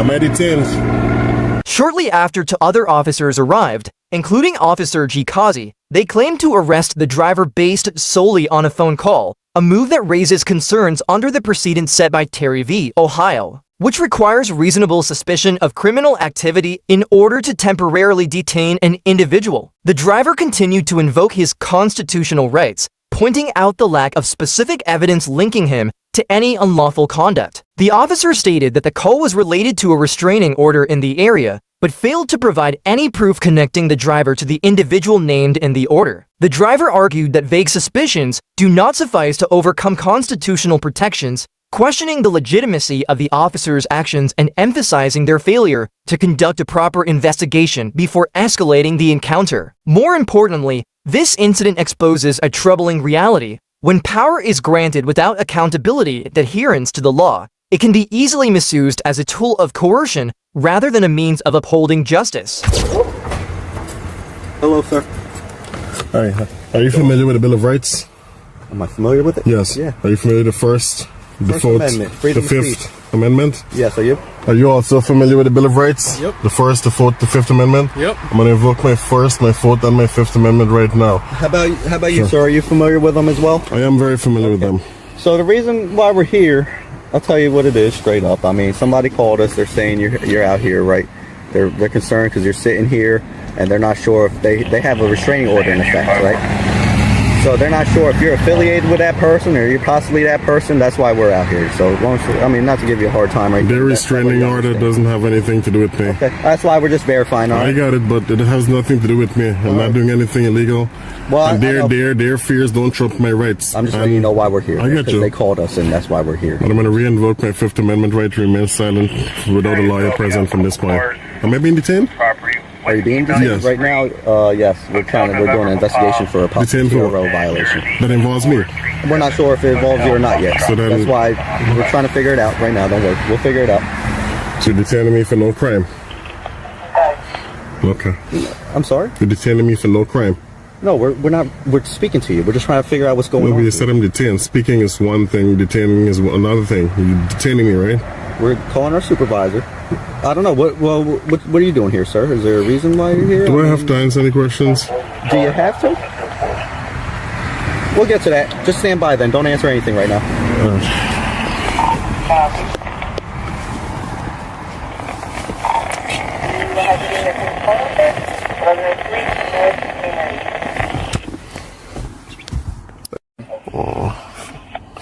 You're the one driving the Durango, I assume? Yep.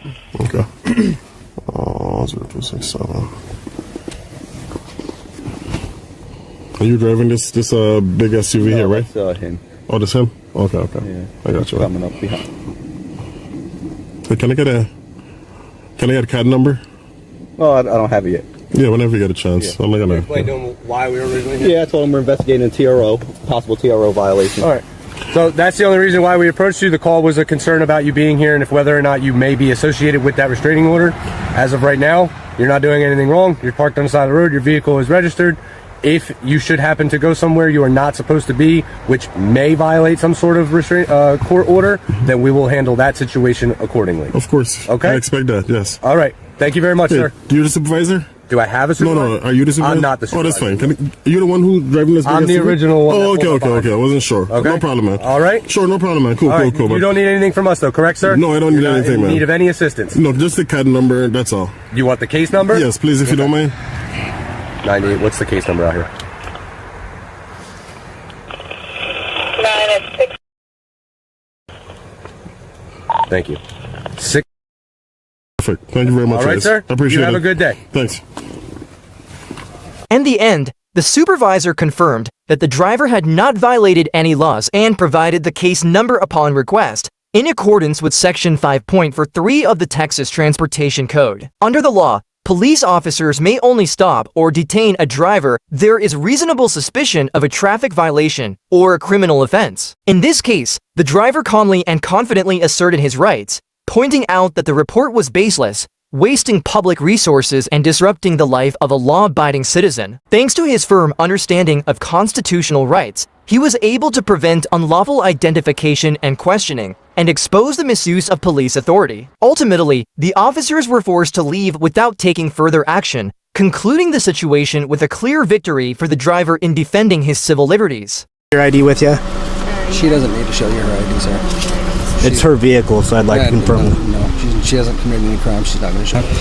But you are giving me a hard time. Yeah, well, okay, if you want to look at it like that, I am going to give you a hard time over it because I am all about my rights. Today's story comes from Bueller 76, a powerful reminder of what can and cannot be demanded of you or your passengers during a traffic stop. In August 2015, Bueller was traveling through Boise County with his wife when they were pulled over by Deputy Lamson for an alleged traffic violation. But what seemed like a routine stop quickly became something more. What stood out was the officer's repeated attempts to identify the passenger, Bueller's wife, even though she wasn't the one driving. What began as a simple stop turned into a deeper conversation about privacy rights, the limits of police authority, and the right to withhold personal information when there is no legal basis to disclose it. This incident serves not just as a snapshot of an encounter on the road, but as a real-life lesson in knowing and protecting your legal rights for both drivers and passengers when interacting with law enforcement.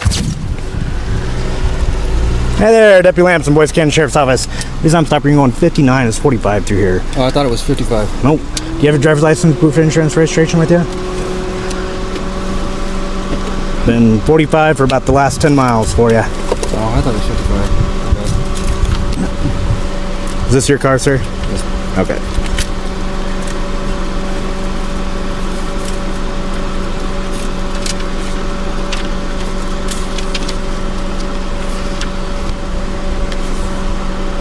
Are you Jennifer? Yeah. Do you have your ID with you? She doesn't need to show you her ID, sir. It's her vehicle, so I'd like to confirm. No, she hasn't committed any crime. She's not going to show your ID. I'm sorry, sir.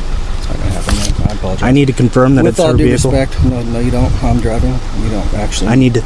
No. It doesn't matter if that you're driving. Do you suspect her of committing a crime? No, I do not. Okay. Then, but I need to. Her name is on her registration. I need to confirm that it's her. No, you don't. Yes, I do. No, sir. I'm driving. She doesn't. Need it doesn't matter. She's not going to show your ID, dude. That's not going to happen. Sir? I apologize, sir. Okay. If you would like to, you can get your. With all due respect, I appreciate what you do, and I'm not trying to give you a hard time. But you are giving me a hard time. Yeah, well, okay, if you want to look at it like that, I am going to give you a hard time over it because I am all about my rights, and she has rights. You don't suspect her of any crime. She's not. You haven't pulled her over. That this is her vehicle. No, you don't. So if this vehicle is stolen, that doesn't make a difference. It's going to come back to a Jennifer Ramsey. Do you suspect this vehicle being stolen? Possibly, I have no idea. No, you're right, you have no idea. You have to have reasonable, articulable suspicion. No, you don't. Yeah. No, you don't. I'm sorry, sir. It's not going to happen. I need to confirm that this is Jennifer Ramsey. Supervisor, please. He's not on right now. Well, I apologize then. It's not going to happen then. You can do whatever you need to do. You can violate my rights. You can violate her rights. Anybody's you can violate her rights. She's not going to present her ID. You pulled me over. It's not going to happen. Okay, so if this vehicle is stolen and the person that's driving it, go check. I have no idea. Go check. Go check. Okay, run the vehicle. You said this was your vehicle, correct? Run the vehicle. Yeah, it's still going to come back to a Jennifer Ramsey. She's my wife. Okay, I don't know if this is Jennifer or not. It doesn't matter. You don't need to know. You don't need to know. Yes, I do. Sorry, go run the vehicle, see if it's stolen. That's all you got to do now. It may not come back as stolen, sir. I don't care. I don't care.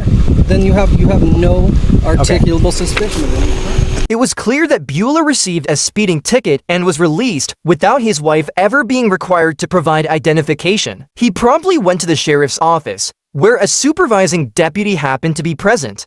Bueller filed a formal complaint, though it seems likely that from the very beginning, his concerns weren't taken seriously. During the stop, Deputy Lamson asked the passenger, Bueller's wife, if her name was Jennifer, whether she had ID, and if the vehicle was hers. She admitted that her name was indeed Jennifer and that she owned the vehicle, but in doing so, she had already provided more information than was legally necessary at that point. Any reasonable officer could have inferred, based on their shared last name, her acknowledgement of being Jennifer, and the fact that she retrieved the vehicle registration and insurance, that she was likely Jennifer B. Waller, the vehicle's registered owner.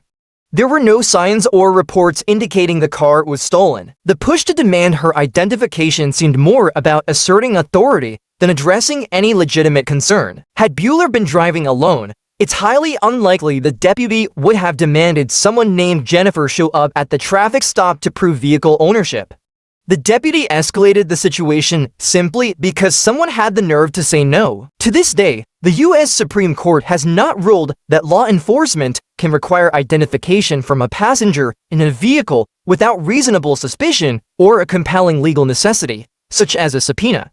And yet, for reasons that remain troubling, Law enforcement officers often view encounters like these as suspicious, not because of any crime, but because a citizen dares to exercise what few rights they still have. Personally, I find it refreshing when people refuse to comply with demands the law does not obligate them to meet. It's a rare and necessary act of civic awareness in a time when those rights are increasingly overlooked. Am I suspected of committing a crime? Is there a warrant for my arrest? No. Maybe I want to find that out. Well, like I said, go look for Kevin's name. I need your last name to see if you have a warrant. I don't need to give you any information if I'm not suspected of committing a crime, officer. Well, you need to prove your identity to me. I do not need to prove anything to you. You need to prove your identity to me. No, I don't. So you have... Today's video is a short clip from quite a while ago, November 3rd, 2014, recorded by Edward Kimmick Jr. If you like what you see, make sure to check out Edward's channel and let him know I sent you. At the time of the video, Edward appeared to be a teenager when the Hunterdon County Sheriff's Investigative Unit and New Jersey State Police suddenly showed up at his house looking for someone who clearly wasn't him. He knew that, and he also knew he hadn't committed any crime. Edward understood the difference between a search warrant and an arrest warrant, and that knowledge helped him protect his rights and stop an unwarranted search of his home. Considering this happened over a decade ago and that videos like this are rare, I'm truly impressed by how well Edward knew and exercised his rights. If he were my son, I'd be proud. In any case, this is a video you don't want to miss. Make sure to like, subscribe, share, and head over to Edward's channel to show him the support he deserves. What's your name again? Ed. Sound a little nervous.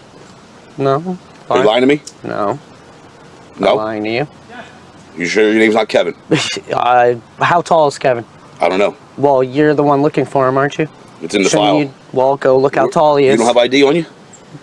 Do I have to give you ID? To prove you're who you are, yeah. Well, go back to your computer, go look how tall Kevin is, and then look how tall I am. He's 5'9". Okay. Do I look 5'9" Where's to you? Kevin at? I don't know. He lives here, right? As far as I know, but he's not here. I mean, I don't know what else to tell you. He's not here. Does Skylar live here with you? Does Scott? Skylar. Skylar? No. You know Skylar? Kevin used to date her like a year ago. Okay. Well, they haven't even been together. That's what I'm asking. Yeah. Well, he's not here. I mean, if he is here, I'll let you guys know. Do you have like a business card or something? I'll get you one. Okay. Scott, get the file and a card up on the light, please, for me. The file's on the passenger seat. Yeah, he hasn't been here in like 3 days. Where's he go, do you know? No, he disappeared like 3 days ago. I haven't even been able to get a hold of him since then. Do you have a cell number for him? It's out of minutes, so it's pretty much useless. Do you have one? I mean, I'd rather just not give out any more information. Can I look in the house? Do you have a warrant? Yeah, I have a warrant for him, yes, I do. Do you have a search warrant? Do you want me to get one? I mean, if it's necessary. Listen, I'm going to tell you right now, if Kevin's in that house and you're hiding him, you're getting charged. You want to get charged? I'm completely aware of that, but since he's not in there, I'm not scared of you threatening me. Okay. You seem real nervous. Why? No, Is he home? I'm not nervous. If he was home, I would tell you. And I'm going to believe that. Okay, well, that's your prerogative, officer. So, I mean, if you want to go down to the point where you need a search warrant to go search in an empty house, then by all means go for it. But he's not here. If you don't want to take my word for it, that's not my problem. What's your last name? I don't have to give you that. Am I suspected of a crime? I don't have to give you any information. Well, you want to prove your identity to me, right? I don't have to prove my identity to you, officer. Am I suspected of committing a crime? Is there a warrant for my arrest? No. Maybe I want to find that out. Well, like I said, go look for Kevin's name. I need your last name to see if you have a warrant. I don't need to give you any information if I'm not suspected of committing a crime, officer. Well, you need to prove your identity to me. I do not need to prove anything to you. You need to prove your identity to me. No, I don't. So you have... If you want to go find out who Kevin is, go look at what height he is. I'm not 5'9". Look how tall he is. Do I look like that? No, I don't. So I don't need to give you any information about myself. You're looking for him, not me. I did not commit a crime. I'm sitting here in my house minding my own damn business. Okay, well, if you have no crime to commit, then why won't you let me look in the house? Because I don't have to. You don't have a search warrant. If you want to go look in the house, go get a search warrant. I'll be happy to go let you look there. But until you do, I don't have to let you in my house. I don't know. I just rather not, you know, have people going through my house. That's really it. That's what my dad told me. He doesn't want people going through his house. So, I mean, unless you guys absolutely have to necessarily go out and get a search warrant just to look through here, I mean, then by all means go for it. But until then, I'm just gonna rather not go that route. That's really it. But if I see him, I'll definitely let you guys know. Sounds good. All right. All right, take care, guys. All right. This video is not just a reminder of how important it is to know your rights. It's a powerful example of courage, clarity, and composure in a tough situation. If you found this inspiring or eye-opening, don't forget to like the video, share it with others who need to see it, and subscribe to the channel for more content like this. And while you're at it, head over to Edward Kimmick Jr.'s channel to show your support. Drop a comment, hit that like button, and let him know he's not alone. Your voice matters. Let's use it. I don't wish to answer questions. You have to let me know if there's a weapon in the car. Did you not take the class? I did. Did they tell you you have to tell them? When you demand identification, I have to display this. That's what they told me in the class. That's what the law says. The officer wants to take a weapon. And actually, if I don't display, there's really not much you can do because there is no penalty attached to that. I have to carry this if I'm carrying. On July 20th, 2022, while driving in Seabrook, Texas, a member of the Clear Lake Community Patrol observed a traffic stop being conducted by the Harris County Sheriff's Office, which was blocking one of the oncoming lanes and a private driveway. In that situation, the driver exercised their First Amendment right by expressing concerns to the police through their car window, while the member of the Clear Lake Community Patrol simply observed the incident. Fuck the police! According to Texas law, when a driver intends to make a right or left turn, they must continuously signal for at least the final 100 feet of vehicle movement before turning. Based on satellite imagery analysis, in the video, the turn signal of the Clear Lake Community Patrol vehicle can be clearly heard as being activated at the appropriate location. However, Deputy Vega either left or bypassed the original traffic stop in order to pursue an individual who was objecting, activating his emergency lights to initiate a new traffic stop. Immediately afterward, the Clear Lake Community Patrol vehicle turned into a nearby gas station.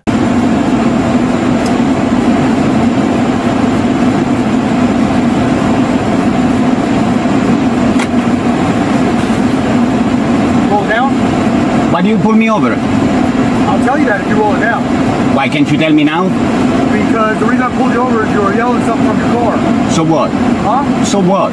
That's why you pull me over, because I'm yelling? I don't know if you need help or anything. Oh, I don't need help. So, thank you. Okay, let me see your driver's license real quick. I don't need help. Okay, can I see your driver's license? What for? Did you use the turn signal when you made a turn? Of course I did. Let me see your driver's license. You can hear the sound on the dash cam too. Let me see your driver's license.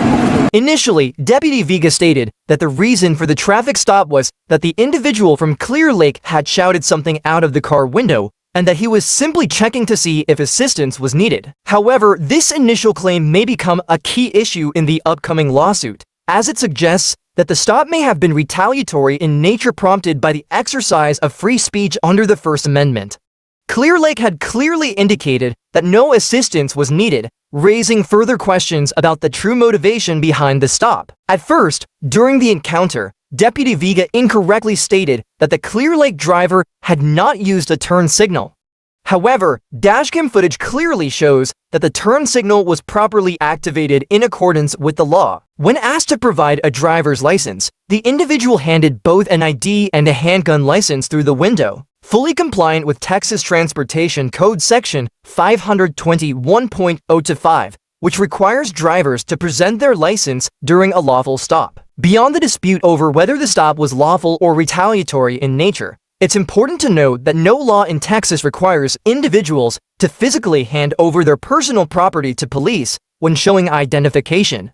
Passing documents through a window is entirely lawful. Nevertheless, Deputy Vega proceeded to ask whether there were any weapons inside the vehicle, further casting doubt on the legitimacy and purpose of the stop. Deputy Vega asked if there were any weapons in the vehicle. You can just crack the window if that's what you want to do. It's already cracked. I can't see that. Well, it doesn't matter. Here.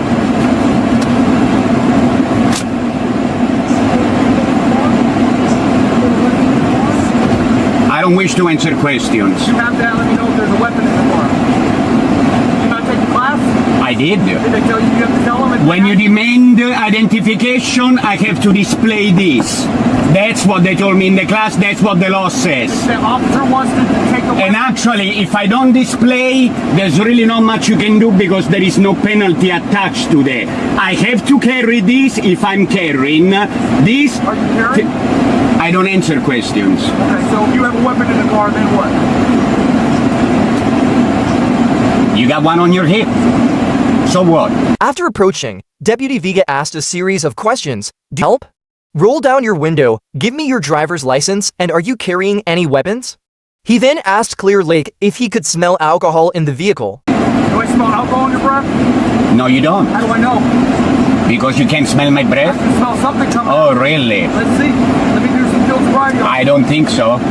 Yeah, where are you coming from? Huh? Where are you coming from? You saw me where I was coming from. I just saw you driving down. Are you done with this? I'm done with that, yeah. All right, cool. Where are you coming from? I don't answer questions. I've already told you. Let me know when I'm free to go. Still seemingly desperate to find something to use in retaliation against the Clear Lake patrolman, Deputy Vega inspected the vehicle's front lights as well as the driver's name. Also, what is your name? What's your name? Your name? Sheriff, that's your name? Sheriff? Right above it, right there. I'm not familiar with the English alphabet, sir. Okay, can I have an incident number, please? Oh, a ticket, okay.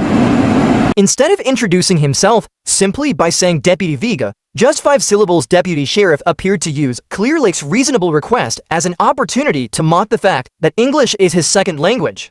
Instead, he responded with a 25-syllable sentence, violating his own department's policy, which requires officers to clearly identify themselves when interacting with a member of the public. So do me a favor, while I have you here, okay? I don't want you exiting the vehicle because you have a weapon in the car. Did I exit the vehicle? Did I exit the vehicle? Give you a heads up. Did I exit the vehicle? Hey, can I? You do have a dash cam, right? Very good. You can't just pull me over because I said the police. I hope you realize that. Stupid. You have insurance on the vehicle? Yeah. Can you show it to me, please? It doesn't come back. Of course it comes back. Not on my system, it doesn't.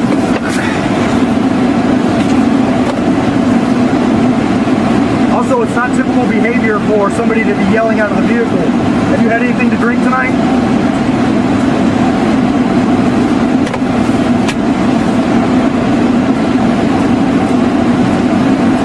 Is that your current address? 1622?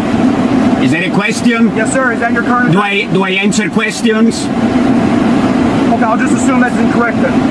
And why would you do that? Did you read my address on the driver license? It didn't have an address. It didn't have an apartment number on your driver. Of course it does. Let me see. Can you verify? You've already seen it. I've already complied with that part. I don't. But I'm just saying, you didn't have a driver. You didn't have an apartment number. Of course it does. On your driver license. Man. Okay, I'll be right back. A moment later, the license was returned, and once again, the deputy resumed the interaction by expressing disdain toward Clear Lake for exercising his right to free speech. Can I say that I've never met anybody quite like you that would yell at an officer doing their job, but so you have a great let me understand. No fines, no penalties. May I ask you a question? Questions on there? There's the address. Yeah, no, I have a question. Can you get your supervisor here, please? Is the stop over? The stop is over. You may leave. All right. Please don't exit until I get out. Until I leave. Well, you said the stop is over, right? Okay, I'm not getting out. I will. Okay, there is no need to draw your weapon, man. I can draw in your weapon, you fucker. I didn't get out of the car. You told me that already. Yeah. Did I get out of the car? Go f***. Yeah, right over there you can. Deputy Sheriff departed after issuing a warning to Clear Lake for failing to use a turn signal and for allegedly brandishing a weapon while leaving the scene.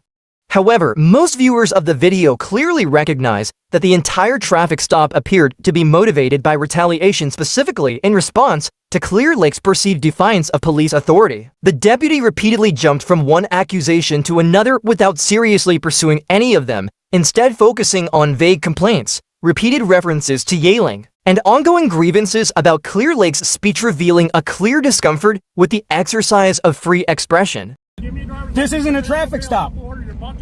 I want your superior to come here then. Because you have no articulable suspicion of me committing any crime. I'm sitting here in a vehicle on private property. A driver had parked at a gas station located on private property and was talking with his wife when a police officer unexpectedly approached. The officer claimed the vehicle contained an illegal device under Section 50.025 of the Texas Transportation Code. However, under the law, a driver is only required to present a driver's license when operating a vehicle on a public road and when lawfully stopped. In this case, there was no evidence that the driver had recently been on a public roadway. The officer's justification was based purely on speculation. Nevertheless, he demanded identification from the driver, unnecessarily escalating a situation that had previously been calm and lawful, setting the stage for an avoidable confrontation. You gotta get this tin stuff off of this. I'm on private property, man. What are you fucking harassing me for? You got your bed. This isn't public property. You need to write you a ticket for this stuff? How? How are you going to? I'm on private property. Because I can easily say that you came in off the street. I can pull the video to show you came in off the street. Okay. I don't need that. This was gonna be a friendly.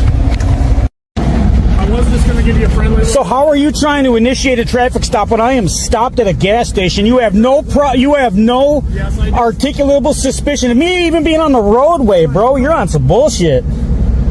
It'll make it happy. I'll wait till you pull it. I'll pull you out here on the street. That's cool. So good. Do it right now. I can pull video to show you came in on. Good. Do that. But to make it easier, so I don't have to go through all that. I'll just wait. That's because you got nothing better to do, huh? Watch this.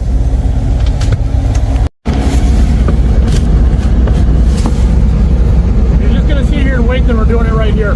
We're not doing anything. Yeah, we are. Otherwise, I'll just tow you out of here. You're on private property. They don't want your vehicle sitting here. Yeah, that's funny because have you asked them that? No, you're just making that shit up. I come here every day on my lunch break, so you're just on some bullshit. All you're doing is making some shit up. You told me you come here every day on your lunch break. Obviously, you came here on your lunch break. You got here by the highway. Give me a driver's license. This is not a. Give me a driver's license. This isn't a traffic stop. Order. You're about to go to jail. I want your superior to come here then. You're about to go to jail. How? For what? For fail to obey a lawful order. How is this a lawful order? That's what I want to know. How is this? How is this a lawful? Right now. For what? Driver's license. Lights. Any auxiliary lights over 40. So you come here to get gas. I'm sitting here minding my own business, having a conversation with my life. I haven't even got my lunch yet. I haven't even gone inside, and this is the kind of shit you're on. Yeah. Honestly, this was going to be a friendly just, hey, get the tin. But it's not. You come pounding on my fucking window when I'm in the middle of a conversation. I never pounded on your window. I knocked on your window because you were... For what? For what? You have no reason to do any of this. Now, what I want you to get a superior here. I want you to get a superior here. How can you detain me for a traffic stop when I'm not in traffic? I'm sitting here on private property. Because you're driving with illegal equipment on the highway. You didn't see me drive anywhere. Give me a driver's license. You didn't see me drive. You're not going to get the footage from these people. Yeah, I would. No, so you would need to subpoena them. No, I don't. Okay. We do it all the time. You would need to subpoena them. Give me a driver's license. I want you to get like a... The police officer claimed that the driver was required to provide identification because he was allegedly operating a vehicle equipped with an illegal device on a public road prior to parking at the gas station. However, under the protections of the Fourth Amendment of the U.S. Constitution, an officer must have reasonable suspicion of a crime or traffic violation to lawfully detain someone or demand identification. In this case, the driver repeatedly asserted that he was on private property and had not been observed driving on a public road. Despite the complete lack of any concrete evidence, the officer continued to threaten arrest for failure to comply with what he called a lawful order and order with no legal foundation. This action not only infringed upon the driver's constitutionally protected rights, but also illustrated how abuse of authority can escalate a peaceful and lawful situation into one of unnecessary confrontation. Care for something here because this is you are so far beyond. No, I'm not. How so? Give me a driver's license. I will if you threaten to arrest me under the direct, because you have no articulable suspicion of me committing any crime. I'm sitting here in a vehicle on private property. Yeah, you're in a gas station. How'd you get here? What? You've been sitting here all night, all day? Doesn't matter how I got here. You didn't see anything. You just come up to me banging on my window. I didn't bang on your window. So now that you've admitted that on camera, are you threatening to arrest me if I don't give you my ID? Yes, I am. Okay.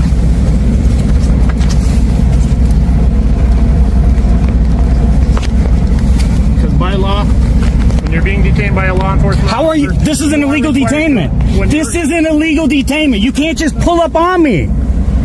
I'm sitting at a private gas station.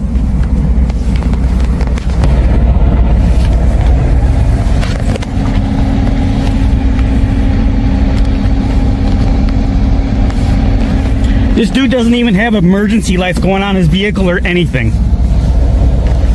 This could have been easily solved by just rolling down your window and having a nice conversation with me. Okay, so what you're saying is you did, hey asshole, so what you're saying, you did this because I didn't talk to you. Thank you for making sure I got that on camera too, you.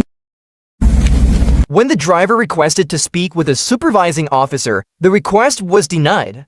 Instead of addressing the situation professionally, the officer continued to threaten arrest unless the driver produced identification. This conduct directly violated the driver's constitutional protections, as established in Terry v. Ohio, which requires specific and articulable facts to justify a detention or arrest. The driver recorded the entire encounter, capturing the moment the officer admitted that his frustration stemmed not from any illegal activity, but from the driver's refusal to engage in a friendly conversation. This admission underscores that the interaction was retaliatory in nature rather than rooted in legitimate law enforcement purposes, highlighting a troubling abuse of authority under the guise of official duty. Once, at least 3 occasions. Okay. Second thing is the reason I'm stopping you really is your partner over here is throwing stuff out the window. I don't know what it was. You threw out like a packaging or something, wrappers or whatever. Yes? Yes, what? I'm talking to you. You talking to me? Yeah, you threw something out the window. You tell me. Yeah, I'm telling you. What did I throw out the window? Packaging. A package of what? I don't know. How can I? So if you don't know, what is wrong with you? Come on, man. You got your license on you, bud? Who? You. Who? You. License? Your ID. I don't drive. No, I don't have ID. Okay, do you have an ID? No, sir. You have no ID in this country. What? You have no ID at all. The video opens with a police officer claiming that the passenger accompanying the driver threw something out of the car. The driver immediately denies the allegation. He calmly reminds the officer that under the Fourth Amendment, the police need probable cause, not just suspicion, to make an arrest or conduct a search. Nevertheless, the officer demands identification and threatens a fine. The driver stands his ground, pointing out that there is no evidence of anything being thrown from the car. It's merely the officer's word against theirs. This is a classic example of a fundamental legal principle. A person accused of a crime is presumed innocent until proven guilty.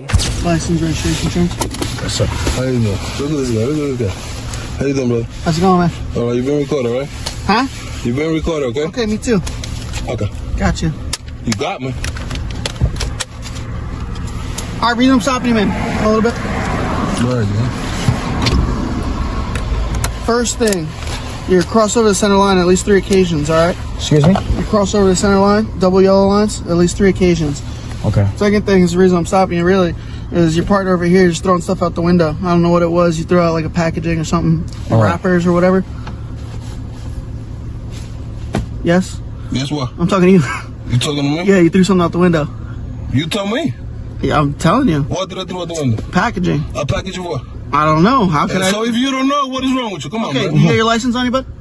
Who? You. Who? You. License? Your ID. I don't drive. No, I don't have ID. Okay, do you have an ID? No, sir. You have no ID in this country. What? You have no ID at all.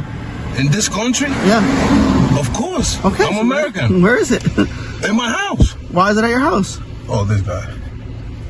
I gotta have it on me? So this is the thing. You're littering, so you committed a crime. I need to identify who Littering you are. what? A rapper? I don't know what it was. So if you don't know, how am I littering? Okay, listen. You need to take it from like up here to down here, all right? I did. Okay. I need to know what you're throwing out the window. You need to know what I'm throwing out the window. You gotta walk back there and find out, and then you could charge me or something. Okay, listen, but I need your ID. I just told you. What's your name and date of birth? I need that information. Yeah, I can give you that information. Okay. You're making this a little bit harder than it really has to be, I'll be honest. Why would I make it that harder? Because I'm recording you? Say again? Is that because I'm recording No, I can care less about you recording me, but what you're doing is your attitude, you know what I mean? No, you're getting mad at me because I'm not mad at you. I'm not mad at you. You telling me I threw something out the window, then you're saying it's a package, then you say you don't know. Something out the window. You heard what I said? What do you think, I caught it? But you heard what I said? It doesn't matter. What you mean it doesn't matter? Does not matter. You don't know? Something came out of your window. Something came out of my window. Okay. You're good at repeating. What if it was saliva? It was not saliva. Oh, it was not saliva. But you just say you don't know. Now you know it was not saliva? Stop yelling. I'm telling you right now. What you mean stop yelling? I'm sorry about that, but I speak like that. No, you don't. What? What's your first name, bud? What's your first name? Your first name? Call you sergeant, supervisor. I'm the supervisor right now. You're the supervisor right now? I need somebody above you because you don't know the law. Nobody above me. I don't know the law. Nobody above you? Who's above me? I need somebody above you because I ain't giving you none of my information. I'm going to remain silent. You can do this one of two ways. Remain silent. You give me your name and information, or I detain you, I take you down and fingerprint you. I'm already detained as we speak. So you're ready. I'm here against my will. So that's nothing new. All right? It's really simple, bud. What's going to happen can you just finish your stop with him? Because you're taking that on me, my guy. I'm not taking that out on you. All right. But you threw something out the window. That was the secondary shit that you said. And then you said you don't know what I threw. And then you said a package, or it could be saliva. It could have been one of those things of a smoker. One of those like things. I'm pretty sure it was that. Okay, so this is what's going to happen. I just need somebody above you, Really my simple. guy. There's no one above me. I need somebody above you. That's it. I'm going to remain silent after this. If that's what you want me to do. That's fine, but let me just explain to you. What's going to happen is, right now you're being you're detained on the traffic stop. You're going to be physically detained in handcuffs. I'm going to take you down, get you fingerprinted so I can identify who you are and issue a citation for littering. Okay? Right. Pretty simple. Okay. Pretty simple. Or you just be cooperative. I get your name and info. I find out who you are. That's fine. I don't care. That's fine. I don't care. Why wouldn't you? Care about what? About 300 people watching you doing your job. Why do I care? What? Why would I care? You hear these guys? That's pretty simple. I need to know who you are, identify you. When I identify you, if you got no warrants, whatever, I give you a written warning for littering, and then you're on your way. Littering what? The driver quickly recognizes the officer's shady tactics and calmly requests a supervisor only to be met with a stunning refusal. Under the landmark Graham v. Connor 1989 ruling, police conduct must meet objective standards of reasonableness. The refusal to involve a supervisor's submission that the officer's actions wouldn't withstand proper scrutiny. This shocking moment lays bare not through words, but through deliberate action. Refusing to back down, the driver seizes the moment to push back, citing Rodriguez v. United States as a powerful reminder. Prolonged detention without reasonable suspicion is unconstitutional. Meanwhile, the officer's body language tells a different story: hesitant, awkward, no longer control. As authority begins to crack under the weight of blatant violations, the encounter transforms into a powerful testament to the need for accountability and the enduring strength of the rule of law. I wasn't littering. I said I spit out. Okay, I need your name and date of birth. I'm not giving it to you. You're going to arrest me. You're going to take it the long way, and then I'm going to sue your ass. Okay, guys. And I said it on camera. That's on your camera and on my camera. That's fine. I did not litter. I didn't do nothing. I spit. I spit. Okay. It was a big-ass saliva. Why you turn your camera on? Fine. It's on. Yeah, we need all that. We need all that. Okay. We need all that. We're going to FOIA request all All that. everybody has to do is be cooperative, and you guys have been out of here by now. We're just going to the casino, I man. understand that. It doesn't matter at this point. We're just going to the casino. I need to identify who he is. I understand, but we're literally right there from the casino, sir. I understand that, bud. We come here every weekend. We come from New York. That's fine. That's fine. That's not a problem. It's a family trip. That's fine. You can talk to him. They want to put me in handcuffs. I bet you that's what he wants. I'm going to allow him that. I'm going to let him do that. Listen, fuck the casino. We're not going to the casino. You're going to take me out of the fucking priest. Do it. We're going to FOIA request every single thing, and we're going to see. It's pretty simple, dude. I don't Listen, my fucking saliva is recorded. Okay, all right, fine. I don't want to put you in handcuffs, but what I want to do is identify who you are. If you give me your name, you're not going in handcuffs. It's pretty simple. That's all I need, bud. Yo, it's so remember funny. you in camera, man. You was about to get the same attitude I'm getting. Listen. You got the point? Listen. Do you get the point? Listen, bud. Exactly. Listen, it's really simple. If I get your name and date of birth. In order for you to get my name, you need somebody above you. E-Z-E-R. E-L-I. E-Z-E-R. E-Z. You know why I don't give you my information? E-R. E-R. You know, may I tell you why I don't give you all my info? Why not? Because I committed no crime. Okay, that's fine. So if I see you asking me for all that shit, then I see you as a criminal. You know what I mean? That's my point of view. You committed a crime. Okay. Against me. Absolutely not. But I complied and I helped you out. I gave you my name. That's my name. And let me tell you something else. What's your last name, litter. I didn't litter. I spit out. Okay, we have a difference of opinion, okay? Understood. You threw something out of your window. I told you what I threw out. I'm cool. That's fine. Package or What's your whatever. last name, big guy? I just told you I was going to give you my first name. I need to identify you. I can't. Your first name told you what I was going to do. You know what I mean? Listen, after I told you that, you said okay. You said you're going to give me your name. I said I'm going to give you my name only. You said okay. Okay. Now you want my last name, my address, my social. I can give you everything, but you're going to put me handcuffs first. Listen to me. Listen. Now you got your partner. Partner's going to get You got, like, two. Just going to the casino. I get that. What's his name and date of birth?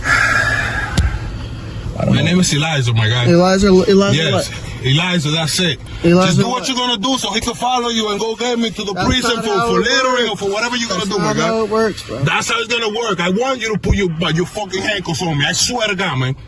I swear to God, because I was recording before you pulled us over. We're just going to the casino. Does not matter. Does not matter. He's on me. He don't like my voice. He don't like my tone. All I want is your name and date of birth, bro. I just gave you my name, man. That's All it. I want is your name and date of birth. You're violating by doing that. That's my opinion. Okay, because you're supposed to protect my information if I don't commit no fucking crime, man. You did commit a crime. I didn't, so that's your opinion. Okay. My opinion is I didn't. Now you get me over there. Oh, no wonder. The situation escalates dramatically as officers forcibly pull the driver out of the vehicle and arrest him without any valid justification, only to release him minutes later at the station, without explanation. This act isn't just disturbing, it's a clear violation of established law. According to the Supreme Court's ruling in Hybel v. 6th Judicial District Court 2004, a passenger cannot be compelled to present identification unless there is reasonable suspicion of a crime. Arbitrary detention and baseless arrests not only trample constitutional rights, but also reveal a troubling picture of law enforcement gone unchecked, where power is abused and justice is sidelined. This is crazy. Part 2, but remember we have court on the 18th of February. No, but now we're in the poke on us. These motherfuckers that locked me up. PA. Took me out the car. Jacked me out the fucking car. They pulled them over again, but not. This wasn't for the tint. I thought he was gonna come with the tint shit again. He like, no, he was swerving. So here I go with my big mouth. No, and that I lit. I threw something out the window. I told him I spit. Yeah. He was trying to get my name and all that shit. And then backup came. Boom, boom, boom. Y'all gotta see the video. Nigga jacked me out the fucking car. Boom, boom. Put your hand behind your back. Boom, bam. Yo, what the fuck? You know they don't like my mouth. Look where we are. Come here. Look where we are. Look. Monroe County. We're in PA, man. We was on the way to the casino to have some fun time. You know. We're still going. We're in the poke on us, my guy.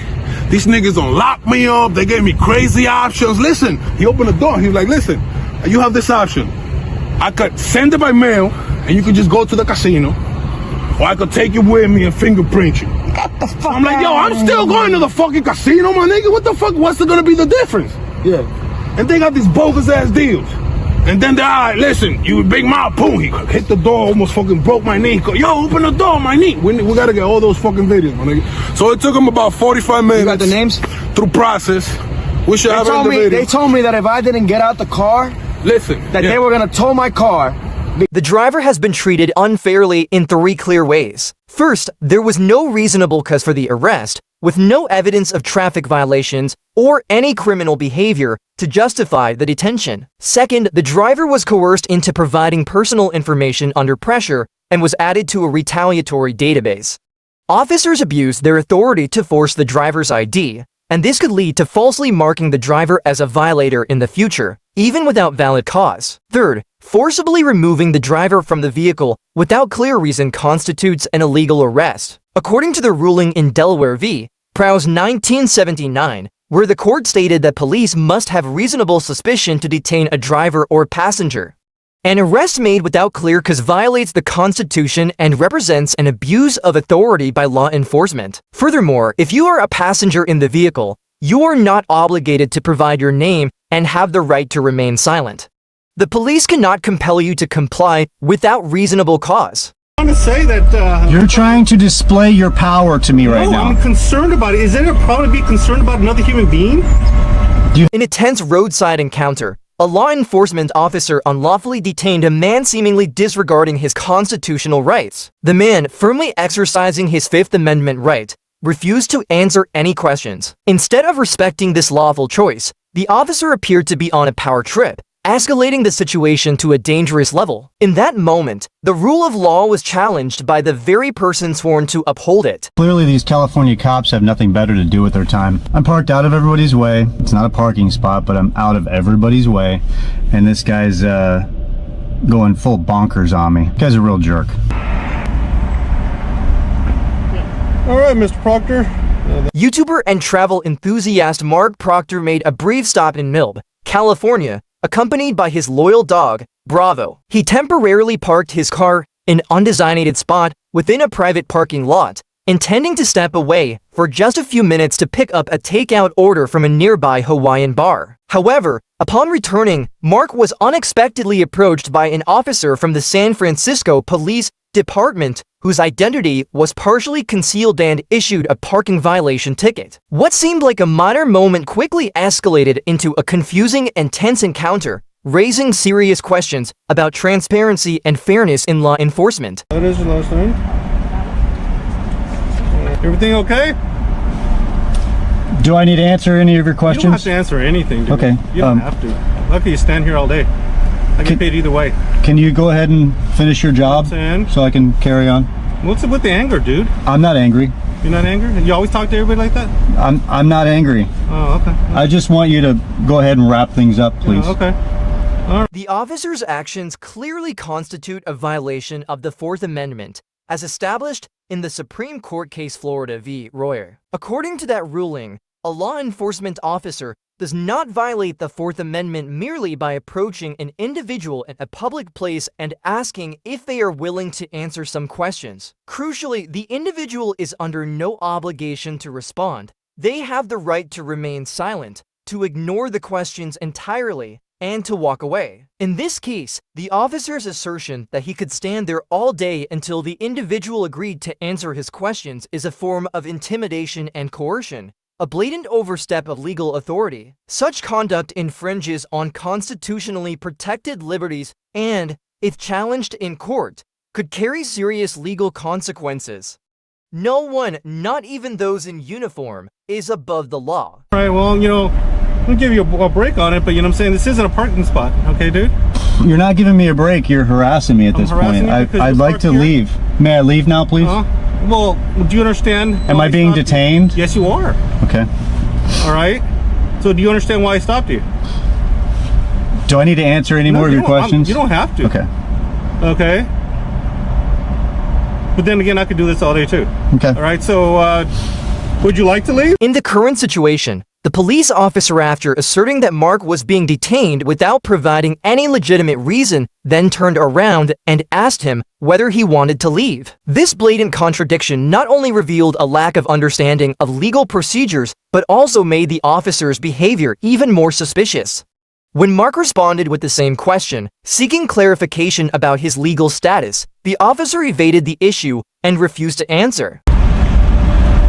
Good at Queensland? I'm sorry, I'm sure you're a nice guy. I'm not in the mood to have conversation about my... Yeah, it doesn't matter which tablet. It doesn't matter. Is everything okay? Is there any other issues or anything going on that I should know of? Do I need to answer your questions? You don't have to answer anything. I'm concerned about your well-being. Is there something wrong? Do I need to answer any of your questions? Well, yeah, if there's something wrong, it would be nice, yeah. Do I need to answer any of your questions? You don't have to talk to me, I'm just saying. I'm just concerned about your well-being, that's all I'm saying. Usually we don't get people hostile. I've not been hostile. Okay. Well, usually we don't get people wanting a ticket, you know what I'm saying? I'm going through all this. I could be having my lunch right now. The police violated Mark Proctor's civil rights when, instead of simply issuing a ticket so he could continue his work, they abused their authority and unlawfully detained him. The officer repeatedly took phone calls and unnecessarily prolonged the stop, something explicitly prohibited by the U.S. Supreme Court in the 2009 case Arizona v. Johnson. The court ruled that a legal traffic stop must end once the reason for the stop has been resolved, and that officers may not ask unrelated questions to avoid violating Fourth Amendment rights. Realizing the officer's unreasonable behavior and disregard for the law, Mark chose to smoke a cigarette, signaling that he wasn't intimidated, prompting the officer to shift to reasoning with him. Hey, Mr. Proctor, can I give you your stuff so you can leave? Can you? I can, but you're the one. I would have let you go a long time ago. What do I need to do for you to hand me my documents so I can leave? I'll give it to you right now. I just want to know that, you know, so you're okay, because usually I don't get people all this. What do I need to do for you to hand me my documents so I can be on my way? You're okay. I don't need to answer any of your questions. Hey, there we go again. Jesus Christ. You know? I'm trying to say that... You're trying to display your power to me right now. I'm concerned about it. Is there a problem to be concerned about another human being? You have no reason to be concerned about me. So it's okay then. You're okay then. You can hand me my documents and I can be on my way. Or we can... Okay. So if I hand you your stuff, you'll be fine and taken off and you're not angry, right? You're not gonna, okay, here, I'll tell you what, I'm gonna take a chance on you, all right, here. Mr. Proctor, everything's cool, all right? We're blocking traffic, here's your stuff. All right, hopefully you have a good day, everything works out for you, all right? Am I free to leave now? Yes, you are. Could you please step away from the vehicle? Yes, I will. You have a good day. In a negative position, do you understand that? No, I won't. All you have to do is follow commands, do what you're told. That's not how it goes. Please. You understand that, right? I'm requesting your supervisor. I just want you to tell me that you understand you've been asked for ID already. When there's a crime... Because when you don't provide it, it's an additional charge. During a routine trip from Michigan to Chicago, a driver accurately predicted the possibility of being pulled over without cause, and that prediction came true in Hobart, Indiana. Police officers there stopped his vehicle without providing a clear reason, despite the driver's repeated requests for an explanation. According to Indiana Code 932-D2, a driver is only required to present identification if the traffic stop is lawful, that is, if there is a traffic violation or reasonable suspicion of a crime. In this case, however, the officers failed to justify the stop but still demanded the driver's ID. When the driver refused and asked for the legal basis of the stop, the situation escalated. The officers employed intimidation tactics, including attempting to open the car door, but were unsuccessful. The driver remained firm, exercising his legal rights and refusing to be coerced. Please. You understand that, right? I'm requesting your supervisor. I just want you to tell me that you understand you've been